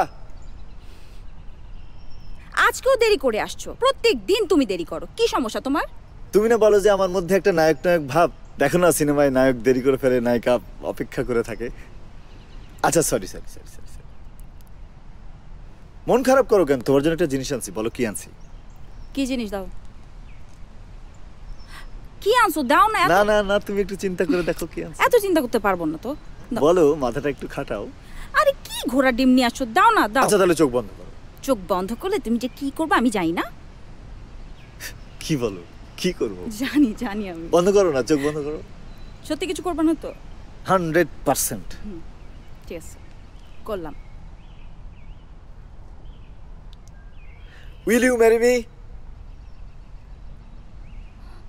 মোবাইল, নতুন মোবাইল, লাখ করছো কি তুমি? Thank you so much. আমার একটা ফোন কি দরকার ছিল জান, তুমি এটা কি করছো? দাও দাও দাও। ভালো হয়েছে না?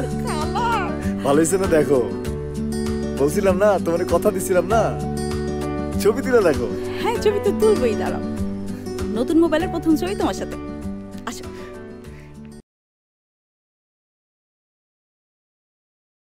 Ý là sao nó không tự làm được ấy. Cho chuồn.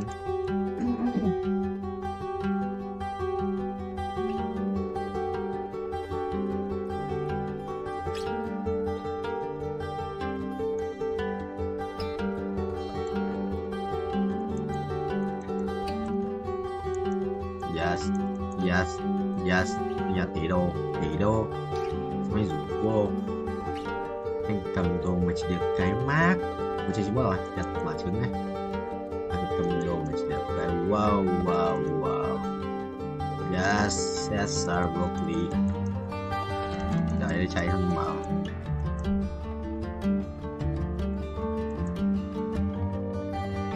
Cái thua à. Mày đi qua, tao. Cái phòng tập tạ đông rất chịu, phòng tập tạ đơn đông như lợn mãi vì sao vậy người tao phải vào.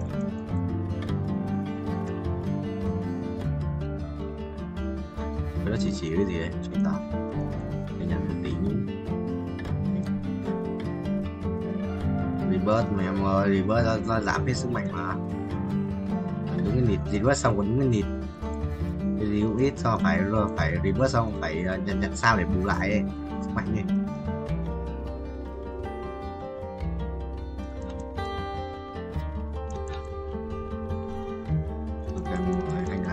Em up một cái viết ở nhà em của anh ấy, một tiếng không gọi đi anh nhau ấy, mà anh quay sau em vào quay luôn đấy.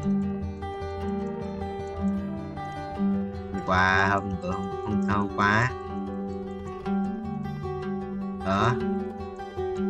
qua ngày mùng 5 năm 07 Bình Chi Linh có bấm viết mùng 4 không? Mùng 5 chắc chắn một tiếng mùng 5 rồi. Đó, nó ra một tiếng.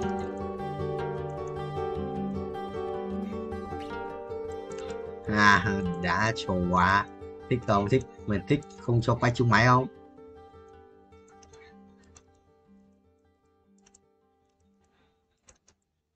Đâu? Cái đấy giờ nó à?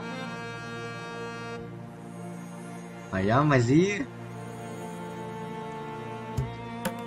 Đâu, mày cứ vất luôn chì vào cái trong túi tao khắc áp lại vào sau, tao khắc sửa, tao khắc chỉnh sau. Mày cứ áp thẳng vào trong túi, áp thẳng vào vai trong túi ấy. Rồi đây, áp vào đây. Tao áp vào ngoài đấy trước xong tao mới cho vào sau mà. Nhìn biết mà. Wow, ở cái tên file có ngày mà mày nhìn thấy à? Tên các file có ngày 2024-07-03 đấy, ngày đấy. Tao làm chuẩn biết. Sao thế? Nhưng mà không có biết đâu khác. Không, nhưng mà hình như thế. Phải không nhỉ?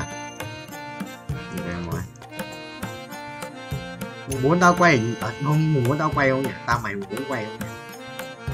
Tại tao không thấy. Tại tao lại viết mùng 4, tao hỏi. Rồi, up rồi mà. Up rồi không? Mùng 3. 2 rồi, một cái là tí.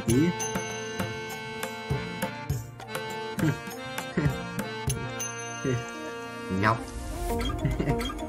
Cái thằng yêu khôi tập rất vớ vẩn nhá. Cái anh đang tập một máy đúng không? Anh tập đủ 3 set trở lên này, 3 hoặc 4 này. Anh đang tập được 2 set rồi, xong nó tập xong một lần máy đấy xong nó đổi máy nó bảo ê ra chỗ kia đi. Gì? Mày đổi chỗ không? Cái tầm muốn cái một tí thôi. Xong à, đang từ tay đâu mà ra chạy ra tập vụ cơ. Xong tao bảo nó là bảo là nó đang làm quen lại với mày. Đừng biết em ơi, nó bảo nó nghỉ lâu rồi thế nó làm quen lại.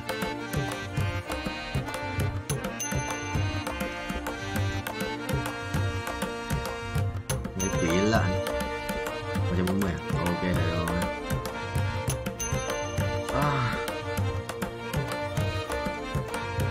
Thực sự là cái chỗ này cho chỉ các kiểu ấy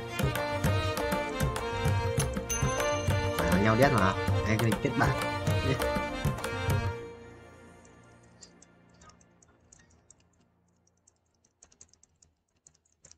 Thằng thằng Tuấn tối nay đi date quốc tiếp về con Chu Bảo Châu, xong nó bảo anh em nghỉ nhà quay cho anh thì đéo vợ chúng tao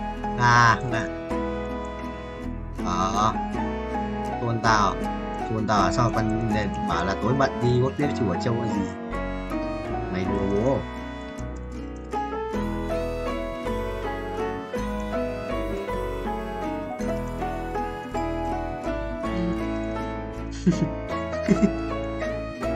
Không, nhưng mà đi làm cái việc gì ta đúng việc chứ, việc người khác bắt mình làm chôn à? Mày thích không mình làm được không?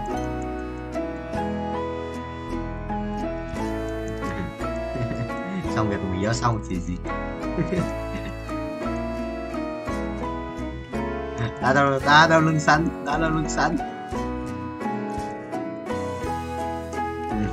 Anh tưởng là anh biết là anh nghĩ là bảo bọn bố ghép mặt vào xong có tính tiền vít đấy của bọn bố không? Có tính tiền vít đấy là của bọn bố không? Bảo vẫn các bà thích đấy là bọn anh em làm gì nhỉ? Xuân bố à? Thích hộ không?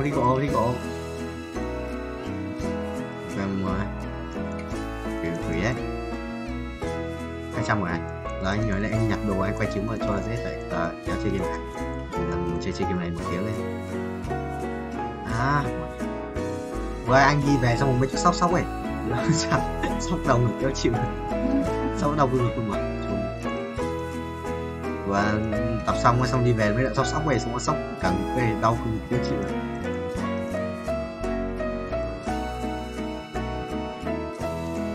Anh thấy nó vui thấy vui gầy lắm, nó không thắt cân được thật ấy, nó gầy vãi. Tay nói nhìn như cái quỷ tệ.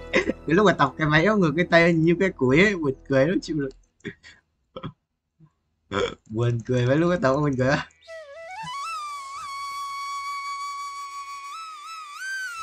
Hiểu à? Là mày không quay được, nó quay mấy tiếng rồi. Là mày quay mấy tiếng rồi vô.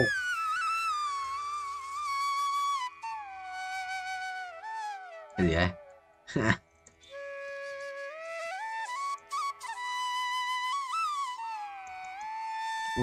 Anh rebirth rồi, của anh là cụ đi gì rồi, anh là vua, anh rebirth rồi, của anh là vua được chưa? Tên của anh là vua. Vậy cách làm béo cách farm cực kỳ nhanh là vào tháp infinite cho tài, farm cực kỳ binh chi linh. Vào đây là trước kéo nhau mà, nếu hiểu.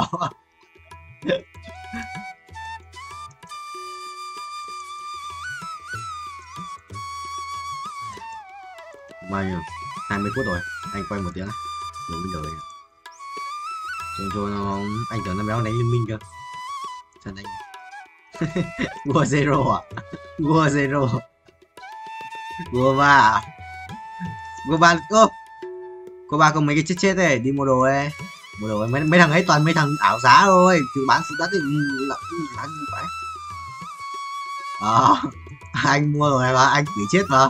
Anh quỷ chết kiểu đấy mà. Phải đổi xe gọi lên tô để xem thằng nào bán giá hợp lý nhất thì mình mua. Còn phút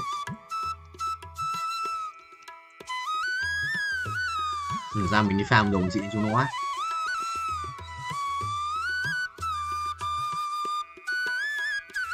Phải không?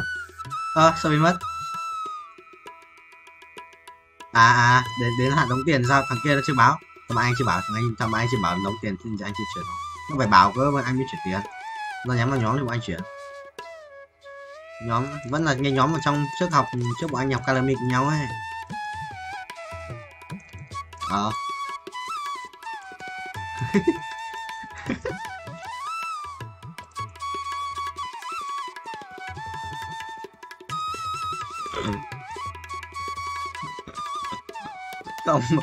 Còn một broccoli trong vlog à? Xuân quá. The basic.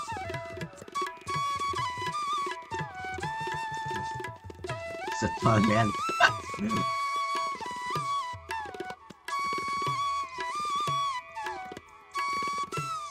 Game ấy nhìn giống người mà, game đấy mới là người, còn nhớ mày còn nhìn giống người tí đỡ cuối vuông.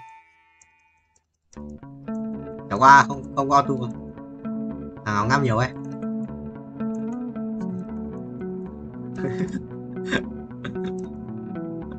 Anh giá hơi buồn ngủ à? Quay được 10 tiếng ngày không? Quay được 10 tiếng ngày không bro? Mày 10 tiếng một ngày.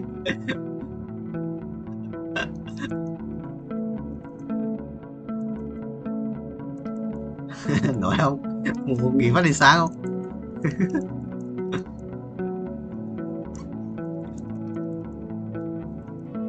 Được. Đừng chửi được. Rồi, mà mấy game chơi treo này xem đá được mà mình chạy đi. Nó bảo là phải dùng cái con chuột này để di màn hình, góc màn hình liên tục cái anh đéo. Thì bảo là anh nghĩ là có cái đéo gì vợ ấy trôn mũ à, thỉnh thoảng thôi chứ.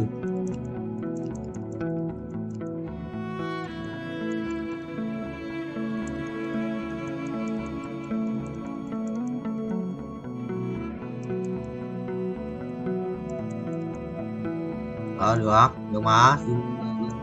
Có cái áo có cái gì rồi mà. Có cái auto click mà gì. Thực ra, không cần đâu, Nam mà mày biết cái phím di chuyển được không? Mấy phím di chuyển đấy, mũi tên ấy, đấy mấy phím đấy cũng xoay màn hình được mà. Mấy phím đấy xoay màn hình được mà Nam. Mấy phím đấy xoay màn hình được mà.